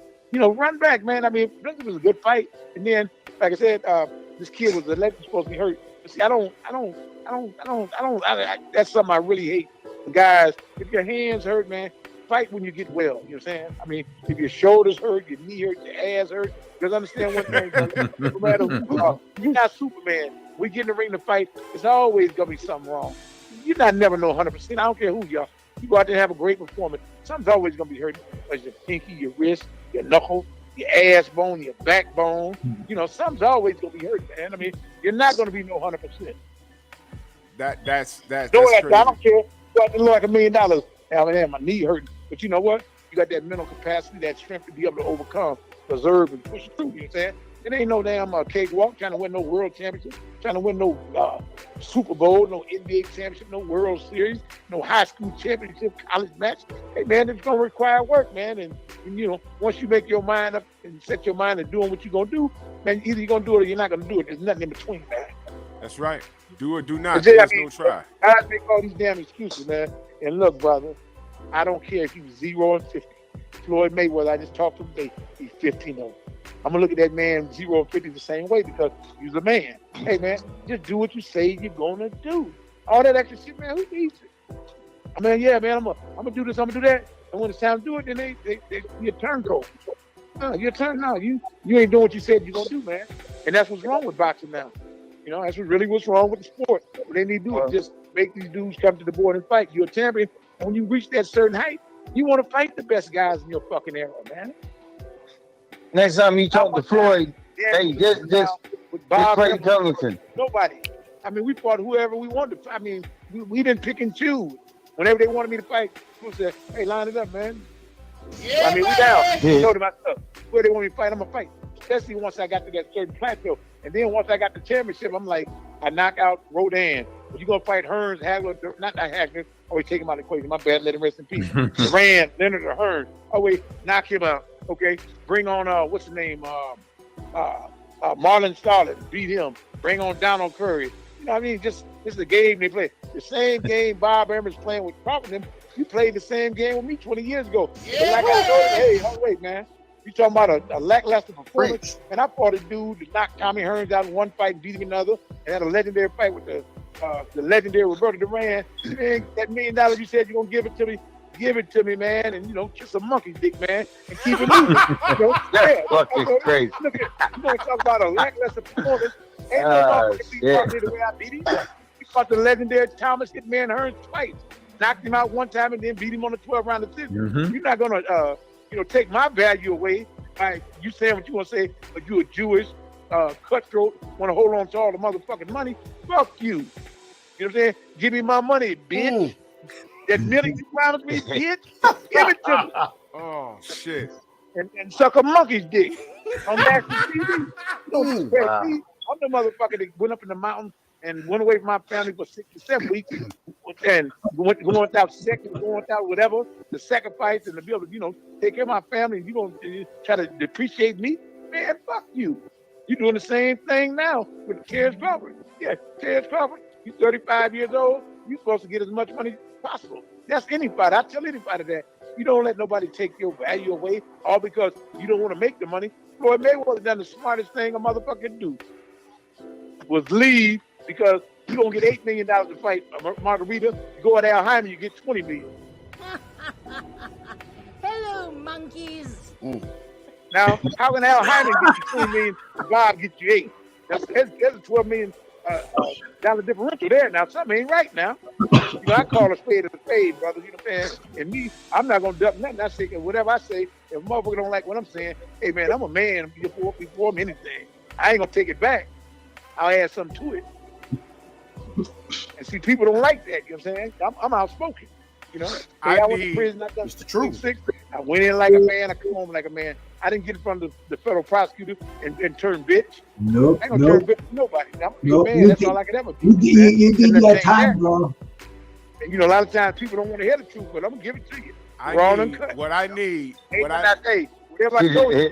That's one thing about it. When you go back and look at the tape, he ain't told no lie. Hold on, y'all. Hold on. I want everybody in the chat right now. I'm gonna get on my champ side. Press 1 if you want to hear Michael Nunn and Freddie Pendleton commentate on fights moving forward. Press 1 if you want to hear that. I don't want to hear nothing else. I listen to Freddie Pendleton and Michael Nunn commentate on fights. Look at all the ones. Hell yeah. I'm with it. Byron, you still there? I'm still here. Yo, you welcome to the party, man. Because you know what? Hello? I only want to hear fighters commentate on fights. That's how it should be. I don't want to hear nothing else. I'm going to call you back in a minute. I'm doing this interview. I'll call you back in a minute. I sent that email. Okay, that's cool. Okay. I'll call back. Okay. That's all I want. I only want fighters commentating on fights. Freddie has so much knowledge. Byron has so much knowledge. Michael, remember we had Chris Bird on here? Yes, I do. You understand? Yeah. So, I mean, look, this is what it's about. This is what I'm about, because between Freddie and Byron and Michael and Chris Bird, and we had Layman Bruce on here, when they start talking about the science, I have nothing to say. I'm all ears. Well, first and foremost, you always want to hear the truth no matter what it is. As long as the truth, bring it on, man. I mean, fight the one inside the ring. You could be in Baltimore saying this, and I could be in California saying that. It means that get in the ring and prove it. You know what I'm saying? I'm with it, man. I'm with it, man. And that's the beautiful thing about social media, because we can make some things happen. You never know what we could. Now, how many people watching this show right now even knew that Second to None was even going to call up? Surprise, surprise, surprise, brother. There you go. And this is what we do here. It's about the sport of boxing, nothing else. By the way, y'all make sure y'all tune in tomorrow morning. George. Y'all want smoke? How you want it, I got it. I got all the smoke you need. And I'm talking to one person in particular. I know you're watching me. You make sure you check your DM, motherfucker. You getting the invite. You getting the invite tomorrow, motherfucker. Ed. I got all the smoke you need. You can't prepare. You can't do enough homework for what I got for you tomorrow. Check your DMs. The link will be there, motherfucker. And I just want to say that. Anyway. By the way, my nickname's Ed, so that was all aimed at me. So I got all the smoke in my right hand. You gonna be there, be there. Oh yeah, we're gonna have some fun tomorrow morning. If you're brave, Ed. click the link, Ed. And if you don't click the link, I got smoke for somebody else. This is 2022. I told you I ain't fucking around no more. I ain't playing with y'all. All I wanted to do was talk boxing and be left alone. Y'all want smoke? Fire alarm. Look at what I'm doing in comparison to most. I got Byron Mitchell. I got Freddie Pendleton and Michael Sinkett the Nunn. I have access to everybody that's been on here. Roy Jones, Chris Bird, Layman Brewster. You see Trick Nolte right here? You see Stormy B-Man right here? You see Bruce Goes right there? You see George right here? This is what you call building a community. We don't give a fuck about what race, culture, or creed you are. This is about boxing. I'm on the phone with fighters. Real fighters at that. Real fighters. This is what we're doing here. And we don't need to be disrupted by your bullshit, your insecure bullshit. You make sure, Ed, you click that link. I'm going to DM it to you, motherfucker. I know you're watching me right now because you're obsessed. You're obsessed. And you know what? I'm calling your punk ass out, motherfucker. You want to put coats on niggas that don't fit? I got broad shoulders. But you want to put coats on motherfuckers that don't fit? I'm calling you out. Why are you gay? Who says I'm gay? You are gay. You stalking me. You stalking me. So now I'm going to give you all the attention you want, motherfucker. Motherfucker. You want it? How you want it, I got it. Click that link tomorrow because I'm going to give you an opportunity to defend yourself. If you don't show up, I'm going to go ahead and spill some truth about you. Because the truth you think you got about me is half-ass. You want smoke? Now you got it. I told y'all niggas don't cry later. I tried to warn you. All I want to do is talk boxing. Now you're going to get it. Y'all make sure y'all bring y'all ass tomorrow. But back to boxing. Back to boxing. Byron. Yes. If there was anything you could have changed in your career, what would it be? Not taking so many damn punches. Oh, oh shit. Goddamn. I had a granite skin at one point, and I guess I took advantage of that. Now my speech is slurred, and I got this minor brain injury problem, so I'm just going through a lot now, man. All those early years are starting to tell on me now. Wow. So at this current junction, what do you think boxing needs to do as far as taking care of its fighters? I don't know the ins and outs of who you have to go through, but man, had I known the possibilities of my condition today, had I known that before I got started, I probably never would have participated in boxing. Wow. Do you think it'll be a good idea for government to take over boxing and oversee everything? Hell no. Government don't do shit, right? Mm-hmm. Yeah, government. It'd be even worse. It'd be more corrupt than it is already. Anything Fucking, I'm gonna government answer. is messed up. So how about like a union? A union would be good, but keep government out of it. Yeah, but then you got the union. What happened when they turn corrupt? Oh man, It's crazy. You know what I'm saying? It's gotta be something where you can check on and always keep track of everything. So you got a point there. that's true. Yeah, I know, Michael. Michael Nunn. We spoke about this before. Your thoughts on what could be done to fix fighters and take care of them when they're done? Like any ideas, if any? I mean, setting up some type of pension fund would always be great to be able to help the fighter as they get older or whatever. Because the thing about boxing, you can't box forever. Yeah. I've had numerous ideas. I've spoken with got NFL, baseball, basketball, football. Yeah. You know, they got to do something about it because, like I said, there's a lot of fighters out there that are not fortunate to be able to still generate money once they get done fighting. So it's always who don't need to make a living. You know what I'm saying? I'm for all men. Right. Like I say, that's just not the great fighter. That's any fighter. You know, if you got the ring and fought, you should be, reprimanded one way or another. You know what I'm saying? I mean, if you need help, get a man help. I mean, you know, fighting's a very hard sport, man. Well, there's nothing easy about boxing. And like I said, you don't see guys play boxing. Play a lot of things, but boxing ain't one of them. Yep. Yeah, it's I was talking to Reggie Johnson, man, and that's when I found out that California had a retirement fund. They had a retirement fund for the fighters. And I said, and one thing about it, they're on point with it. I mean, they'll make sure you get your money. They're gonna make sure that the commission out in California is a great commission. With these other states, they need to follow the same menu. Why can't they do things like that? Why aren't all 50 states in on that? Man, everybody don't want to do what's right because everybody, you know, some guys want to, go in the kitty, man, but ain't nobody looking when the lights come out. But the one thing about California, they're real stringent, and you got money coming to you, they're gonna get your money.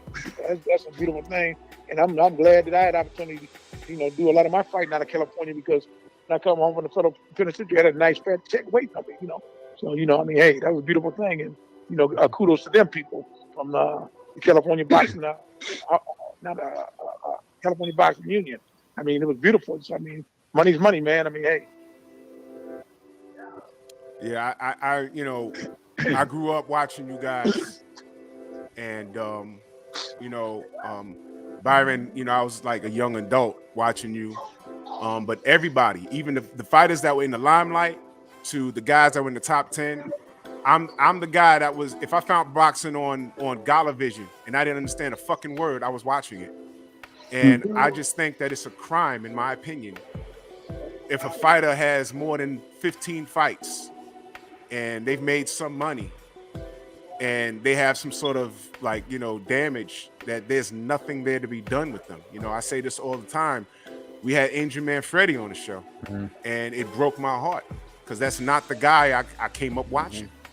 And the guy he needs help. He needs help. A lot of fighters would appreciate some help. I think you guys are like Army veterans. When you walk away from the sport, I mean, even if you was just short of $1 million, there's guys that work jobs in corporate America, make $80,000 a year, walk away with a pension, and they could live okay. I think boxers, there should be something there for them too. And I mean, even if it's something like $3,000 a month for the rest of your life, I mean, I'm sure that helps. Right. I'm sure that helps, man. I think there should be like a pension fund, and once you, I don't know, I don't know how any of this shit works, but I don't know. Once you get past 15 fights, you start paying into a fund, or once you reach a certain pay level, once you're making a few $1,000s a fight, you do pay into it. And you put it into like an IRA, and it accumulates, whatever the fuck, interest. And depending on how long your career is, that's what you get for the rest of your life. I mean, they do it in other sports. Why not have like a boxing league where that's possible for you guys? I mean, I don't know. I don't know how that stuff works, but I just think that should be done for boxing. That's just my opinion. That's my opinion. Hey Drew, you remember we had Israel Cardona on the show, and he was saying how Jimmy Birchfield and John Scully was helping him out. Yeah, that's a prime example. That was a couple of weeks ago. And that just should not be. This is a barbaric sport, and we're animals for loving it. But I mean, goddamn, I don't want to see anyone die in the ring, and I don't want to see, I know it's a contradiction because I did say I hope the building collapses when Fury fights White, but whatever.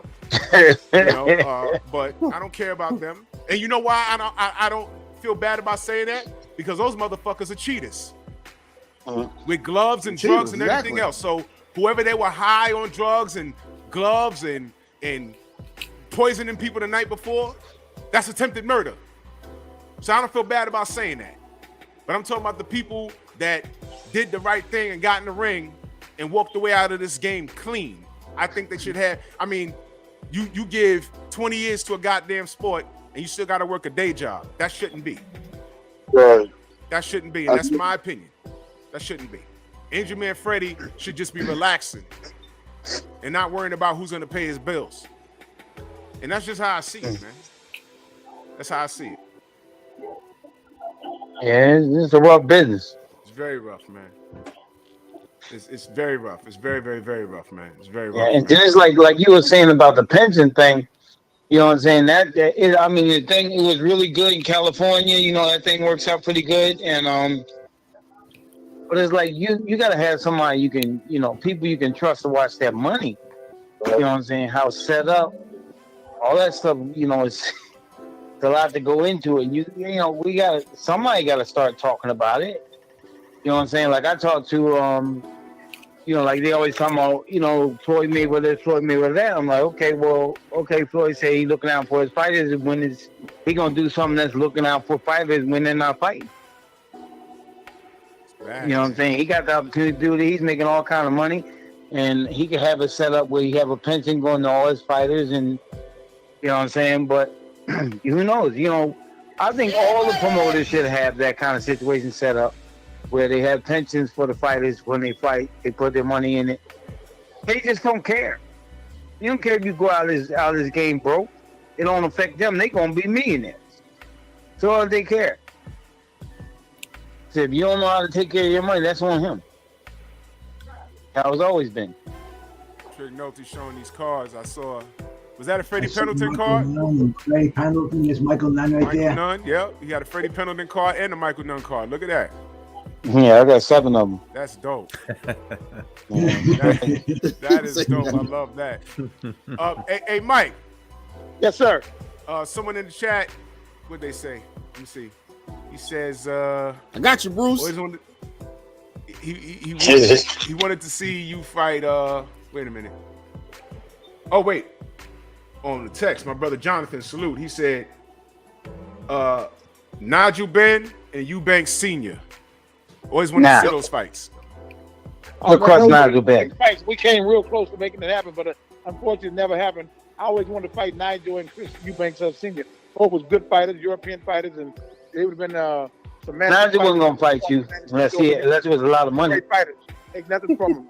2 good champions and 2 good friends of mine as well. We came close. That never happened. Where's Nigel at now? I want to say he's in England, if I'm correct. Yeah, I think he's low profile. Didn't he have some mental problems too? I think he was going through some things, Yeah. Then I heard he was trying to make a comeback or something last year. He was 55 years old. Oh man! Nigel don't need to come back. I don't know why you want to try to box. I mean, you want to be a trainer or whatever, motor or manager. But yeah, me and Nigel we was good friends up in Miami. What about Eubanks Sr.? Yeah, Nigel he in Australia right now, know right? Much about him. I know. Is he working with his son? I know he's got a son that is doing real well. So I'm assuming that he's probably working close with his son. Roy Get him some type of tutelage, Yeah, his son is trained by Roy. Okay, Yep. yeah, okay, good, yeah.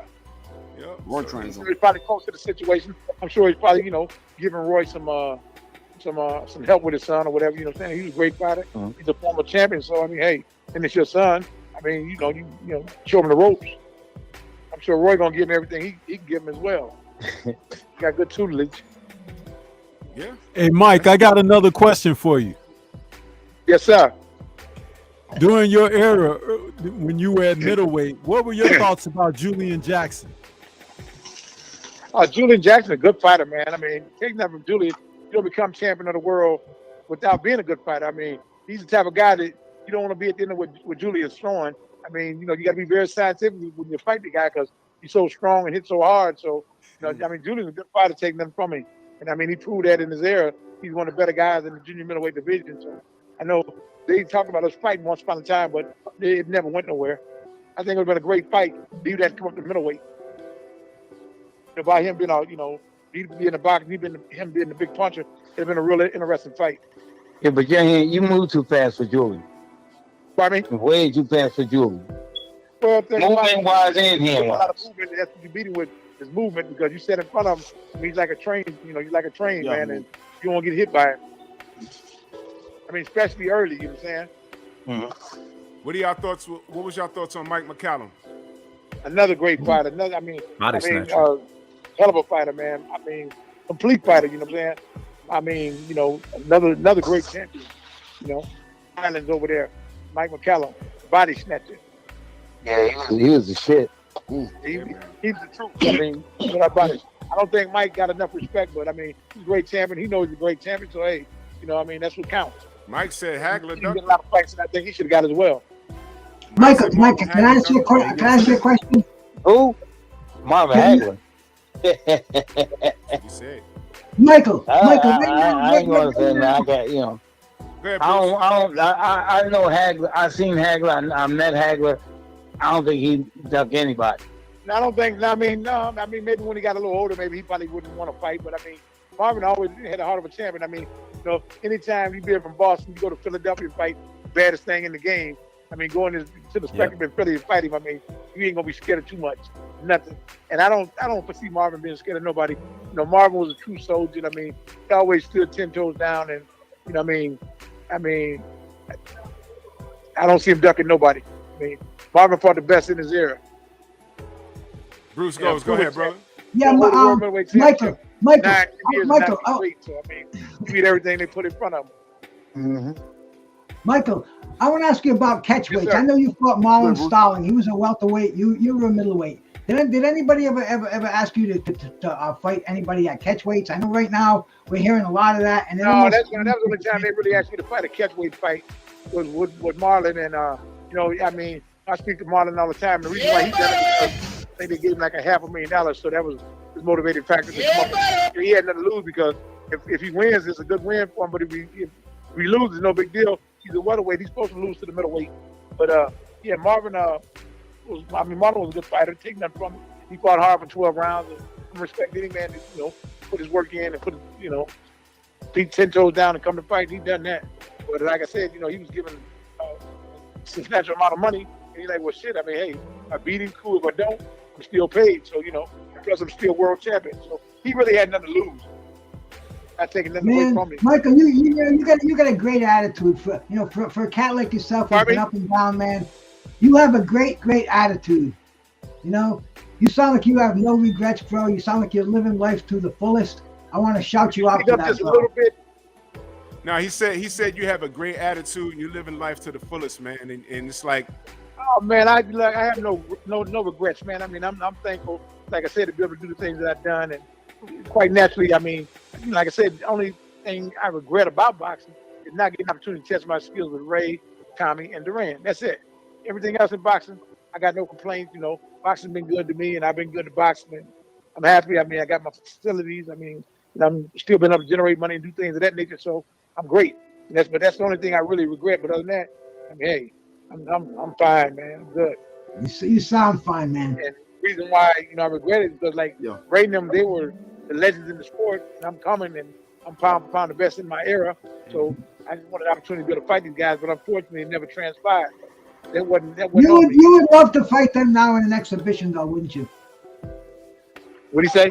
You would love to fight them now in an exhibition. Say it again. You said you would love to fight them now in an exhibition. Now, would you? Well, we can make something happen like that. But I mean, fighting. I mean, I'm 58 years old now. But I mean, for me to be 58 years old, I'm an exception to the rule. I can still do a lot of things, but like I say, the fight thing is pretty much over with. But if somebody want to do an exhibition, I'm always open for that. They always want to see me and Roy Jones fight, and unfortunately, it never transpired. But if he wants to do an exhibition, he always catch the exhibition. Well, I want to give you credit for one more fight here while we got your ear here, man.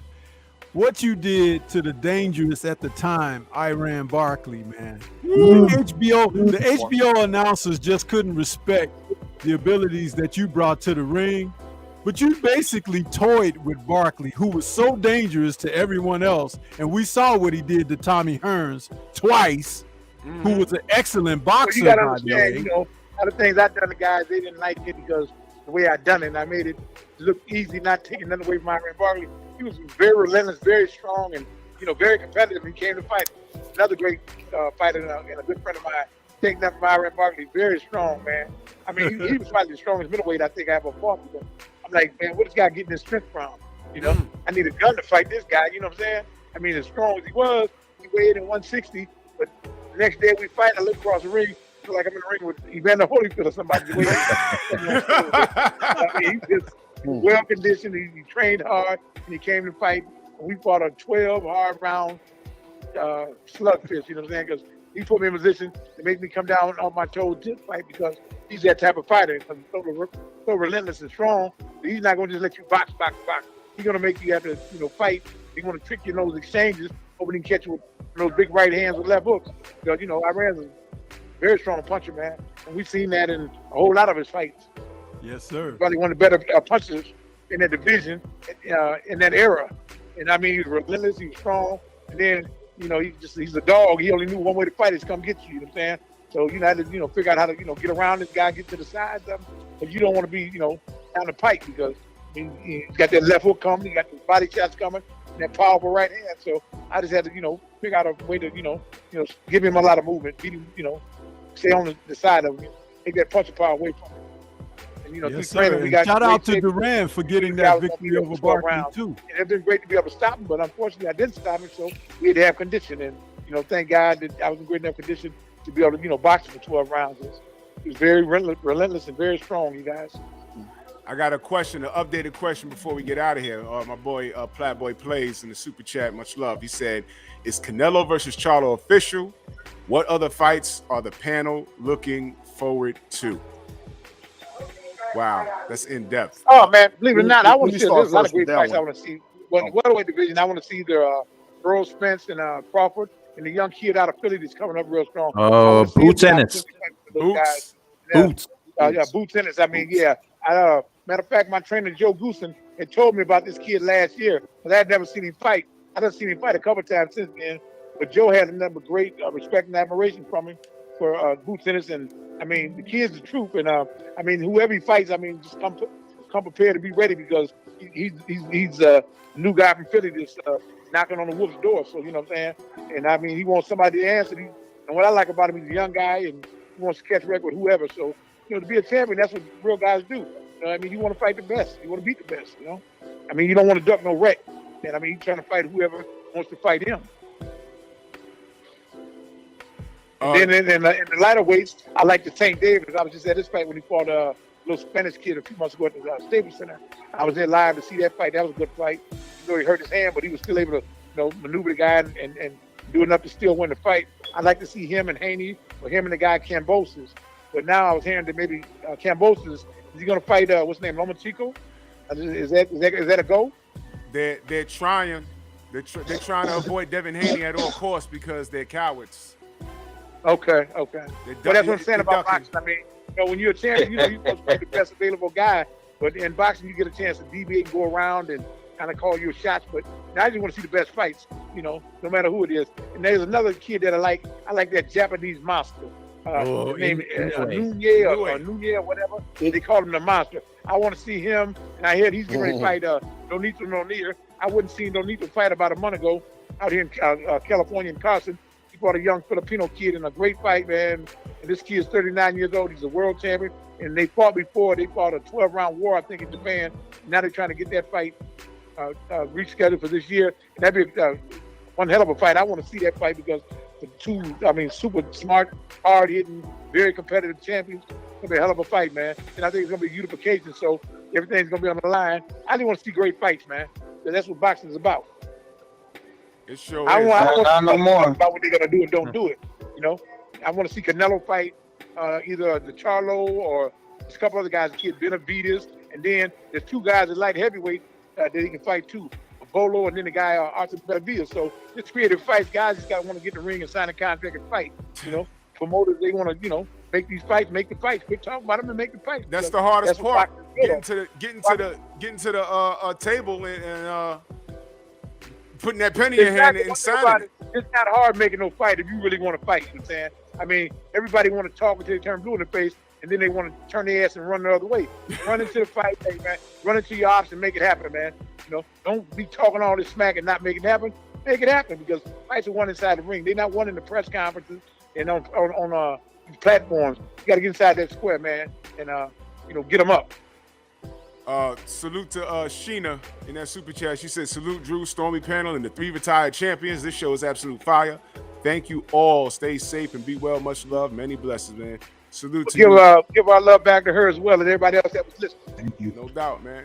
We got a good number of people in here, man. And yo, look, man, before we get out of here, man, yo, Mike, Byron, Yes, Freddie, sir. as always, man, I really, really appreciate you guys, man.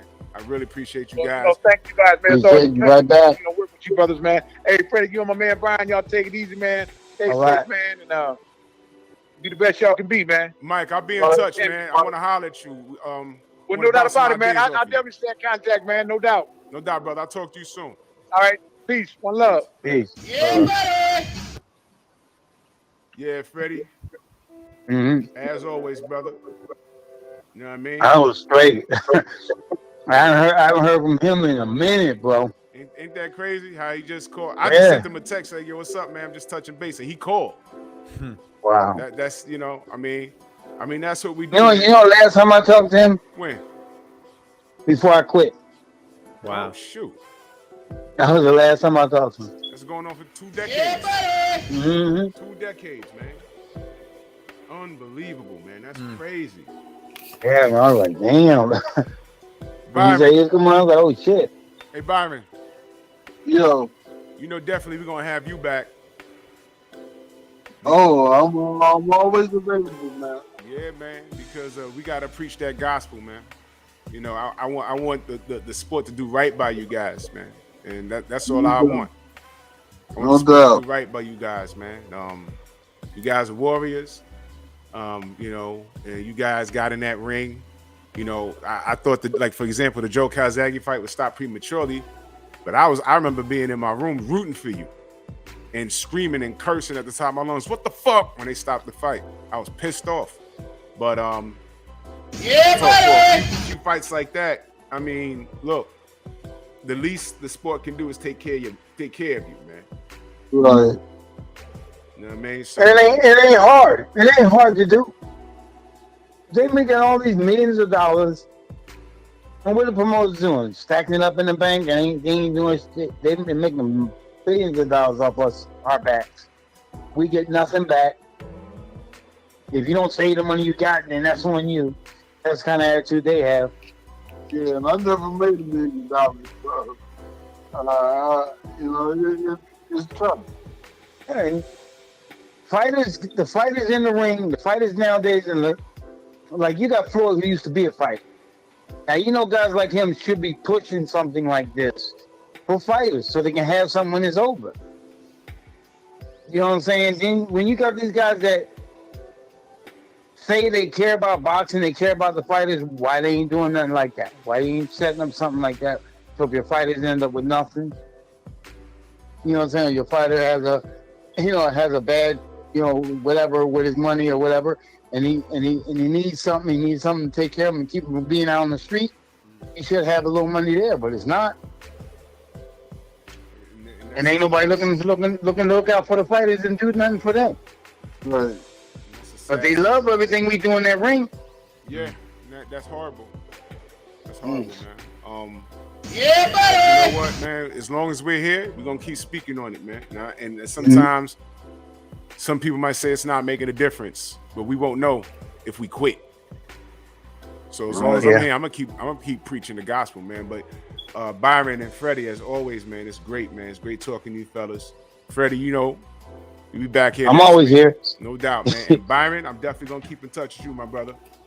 No doubt. All right, I'll talk to y'all soon. All right. Later. Peace. Man, wow. Was that not incredible?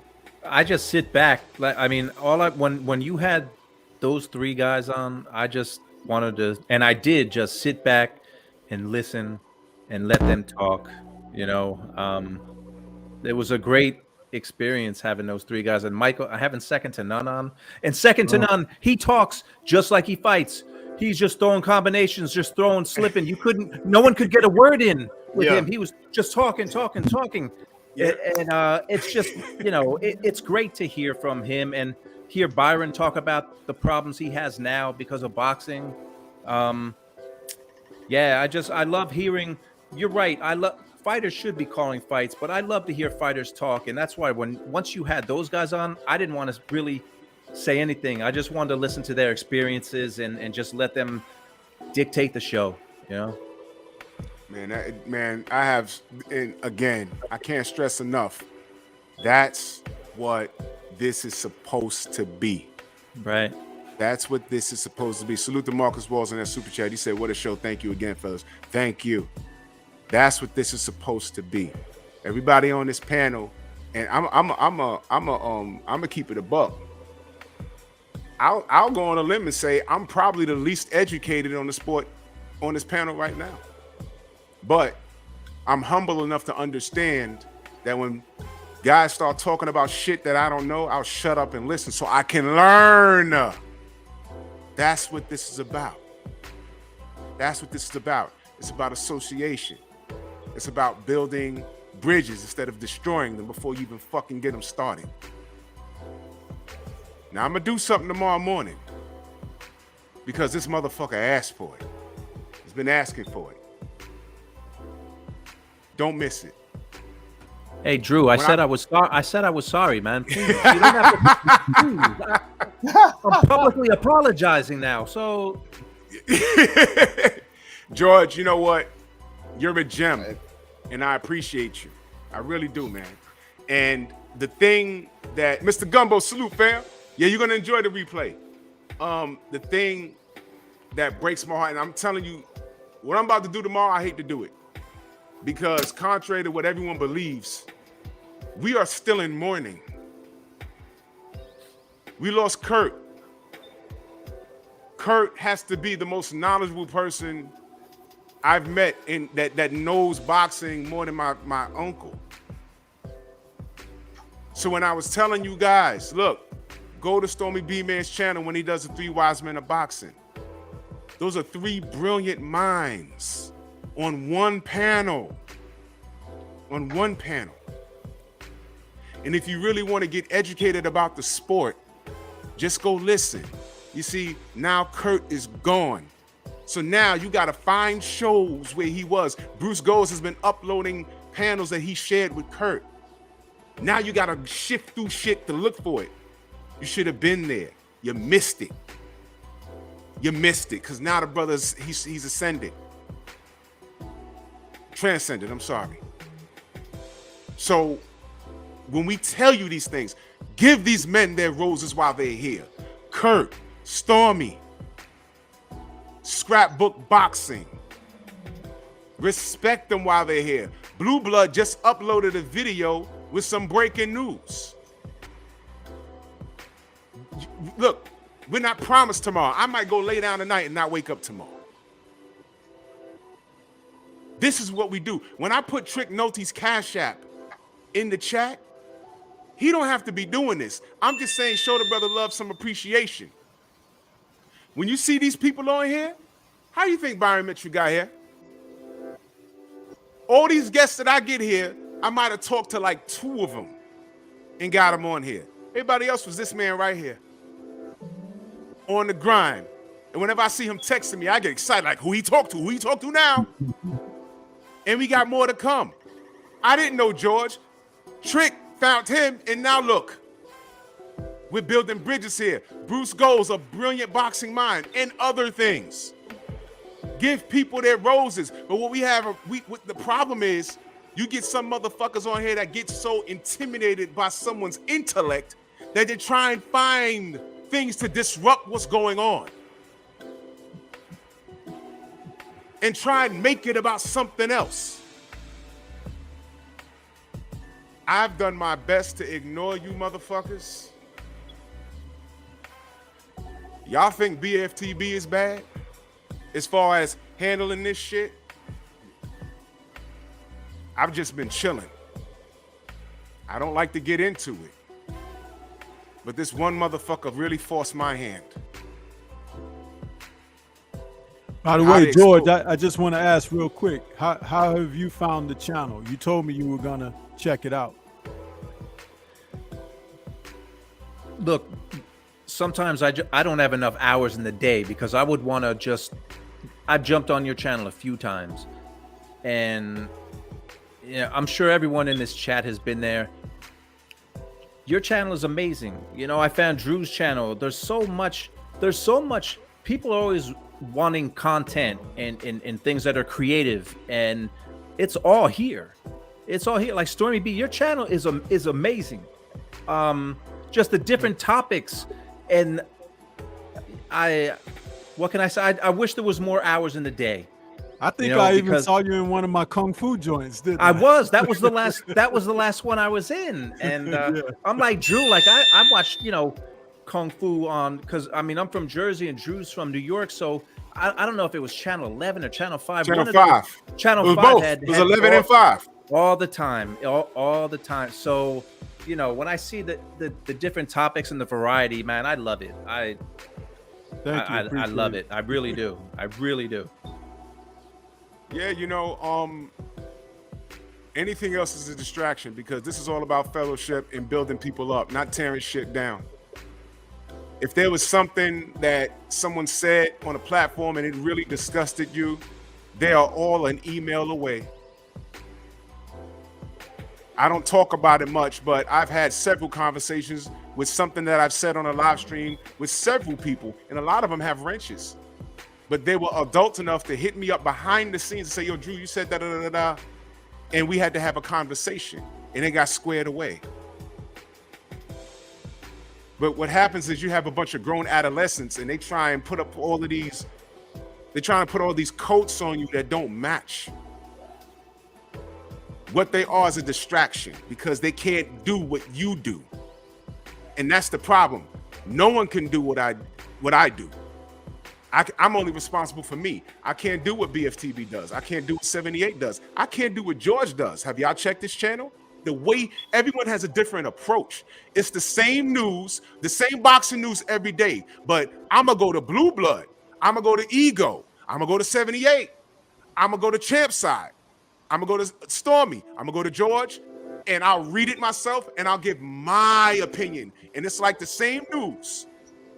But you're going to go to ABC, NBC, ESPN, CNN, and you want to hear what everyone has to say. That's all this is. But people get so frustrated and they don't count their own blessings. You ever heard the phrase, mind your business? Do you know what that really means? If you're minding your own business, you allow yourself for personal growth. But when you're minding other people's business, you miss your own blessings. And you're fucking yourself up. I can't do what Stormy does. I can't do what Blue Blood does. I can't do what Bruce Goes does. I can only be the best me that I could be. And I focused on that, and I'm successful. But the problem is, as you get successful, you're always going to have people that are going to be anti your success, and they're going to nitpick and hit the dislike button, something that I just totally don't understand. They're going to nitpick and talk about. One motherfucker got in my comment section, says, yo, Drew, get that wire from behind your TV. That fucking wire right there. And I'm like, no, how about I like that goddamn wire hanging from the fucking bottom of my TV? But what the fuck does that have to do with me talking about whatever I'm talking about in boxing? This is how lame these grown people are doing it. If it was a bunch of 16-year-old kids, I could ignore it. But some of these people are older than me, and I'm 46. Salute to KG84 and that super chat. Much love and appreciation. My appreciation to you all and all of the energy, no doubt. And that's another thing they can't stand. People donate to us and they support us. I've been how much money did Ring Magazine and KO Magazine get from me over the years? I didn't complain. I want those bloody capitalists to make money off of me. Why? Because I want more options. I want to see what they're going to say next month, because I need to be informed. Yep. What are you kidding me? That's like that cat that came to my channel, Drew, and he was like, because my Sunday morning call-in, you see Deontay Wilder, holding you know, his championship belt. He was like, Wilder ain't the champ no more. You need to take that picture down. I'm like, really? Really? How about this? This might shock people. Now watch this, because here Drew go with the shocker shit. Kobe's dead. Take that poster off your wall. There you go. Jordan's retired. Stop wearing his sneakers. Weirdos. Weirdos. Hey, Kobe Bryant died with his daughter and a bunch of other people in the helicopter. I still got on social media and seen people calling him a fucking rapist. He was exonerated from that. You see how sick people are? This is what we did. Hey. So we gonna play the game tomorrow. Where we living? I ain't warn you. Motherfucker, I'ma DM you the link as soon as I get it up. And you know who I'm talking to, because I know you watching me, motherfucker. Don't be a coward. Don't be a coward, Ed. Don't be a coward, I swear to God. Because what I'm gonna talk about, you might want to get on here and defend yourself. Because I got questions. And everybody in this chat know how I do. I got questions, motherfucker. I got questions. Y'all niggas keep talking about the Sugar Hill interview. We were just two grown men having a conversation. And y'all got in y'all feelings. Why? He had no pipe bomb. There you go. Y'all keep bringing up Mauricio Suleiman. That's y'all with that shit. So y'all like that Jerry Springer shit? I'm not even gonna give you that. I'm gonna show you how to dismantle a troll if he's brave enough to click the link. Oh yeah, motherfucker. You got 3 Instagram accounts. I'm sorry, accounts. You got 3 Instagram accounts. They're not accounts because you pussy. You grown adolescent. Now I'm calling you out. Now I'm on the offense. Let's see what you're gonna do. Because it's early and you're buzzed right now. I tried to ignore you, but you played yourself. Let's play the game. The link will be in your fucking DM tonight. Click it. 9:30 a.m. tomorrow morning. Let's talk. Let's talk. Because you're a fucking poser. And I could point out several things on your whack-ass Instagram account.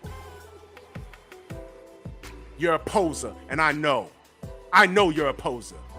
Because you took a picture with several people I fucking know. You know Michael Nunn that just called here? You don't know who I know. You don't. Click that link, motherfucker. Don't duck me, because I'm going to talk a lot of shit about you tomorrow.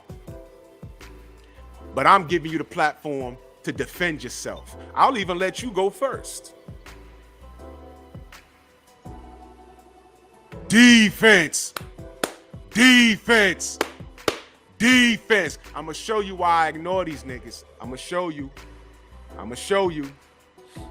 The moral of the story is, leave me the fuck alone. And let me just talk boxing. Let me learn and let me share. You notice I ain't say teach? I ain't teaching nobody. Everybody in here is a fucking adult. I'm not teaching anybody. If you learn something from me, kudos. I'm not here to teach. I'm here to listen and I'm here to share. I'm not teaching Stormy shit about boxing. I'm not teaching Stormy shit about boxing. I'm not teaching Anthony shit. I'm not teaching Bruce Gold shit. I'm not teaching. George used to manage a fucking fighter. I never did that. What the fuck can I tell him? George, I'm gonna sit on your platform and say, no, you don't manage a fighter like this. You need to be doing this. How many fighters you manage? No, but I seen it done. Hey, Never Drew. did it.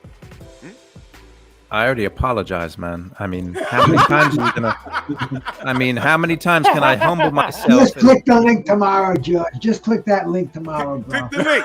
Now watch this. Now watch this. Y'all remember? I'm gonna bring up old stuff and I'm gonna get out of here. I promise. Y'all remember when I had it out with Bill Haney last year? Y'all remember that classic show? I had Batman on the panel. They were going back and forth, and I got put in the middle of that bullshit because I had a battery in my back. But whatever. You know what? The one thing that Bill said, and I said, hey, that is true. He said, Drew, how many contracts have you filled out in reference to boxing? I said, none.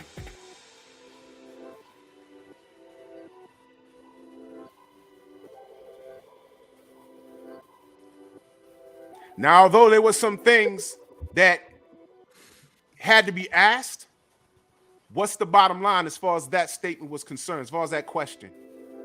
How many have I filled out? 0. His fucking son, we speak highly of him every day.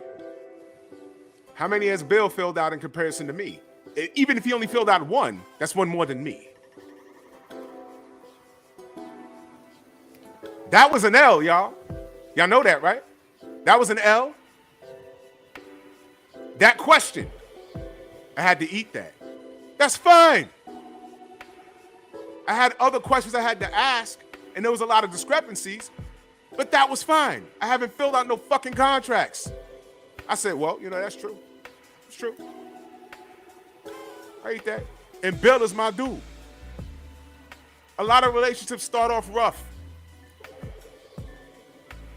But this motherfucker I'm gonna rip into tomorrow, and I hope you have balls to show up. This motherfucker, if he had questions for me, he could have easily hit me up behind the scenes. He didn't do that. I'm gonna show you what he did do tomorrow. You can't grow your platform off of degrading me. Too many people love me. You can't break what you ain't build. There's motherfuckers on YouTube right now that has done crazy shit, and they gained subscribers. Didn't Punch Drunk fake a goddamn car accident he was supposed to be on his goddamn deathbed? Remember that?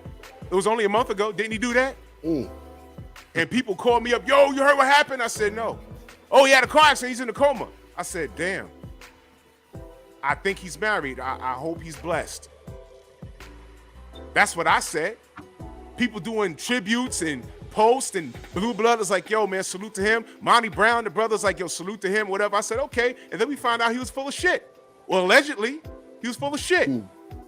I bet you, if you talk to him, I bet you since that happened, he probably got about maybe 70 subs. Is anyone screaming at him to shut down his channel? No. I didn't pay that shit no mind. Because I know what this is. If people like, trust, and respect you, they're going to fuck with you. Rush Limbaugh had a big old platform and a bunch of followers, and he was the biggest fucking racist I've ever seen. He was he died a multimillionaire. And salute to Rush Limbaugh for dying on Black History Month. That's the only thing you did for my fucking culture. Thank you, Rush. Fuck out of here. So, Ed, in closing, click that link tomorrow, motherfucker. I got all the smoke you need. You like drama? You like big drama show? You like big drama show? I'm gonna bust your ass. And I ain't Triple G. Drew. Rein it in, bro. You got tomorrow morning. Save some of that energy. Oh, yeah. Save some of the energy. Don't leave it all in the gym. You can't leave your fight in the gym, man. You gotta rest up, hydrate. See, this is me being in your corner, okay? So thank you, coach. You coach, bro, and you know, save it for the ring. Yup. In the ring it'll be. Ed, click that link. Don't be a puss. But you can play that greeting for the monkeys for us one time before we get out of here.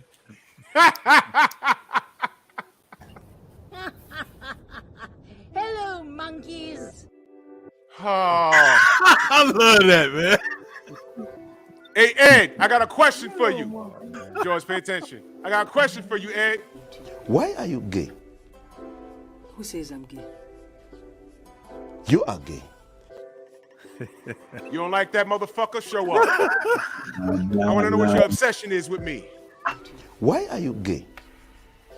Who says I'm gay? You are gay. Trill is on. Let's head over to the fight party. And I'll see y'all in the morning. Bronx on motherfucking deck.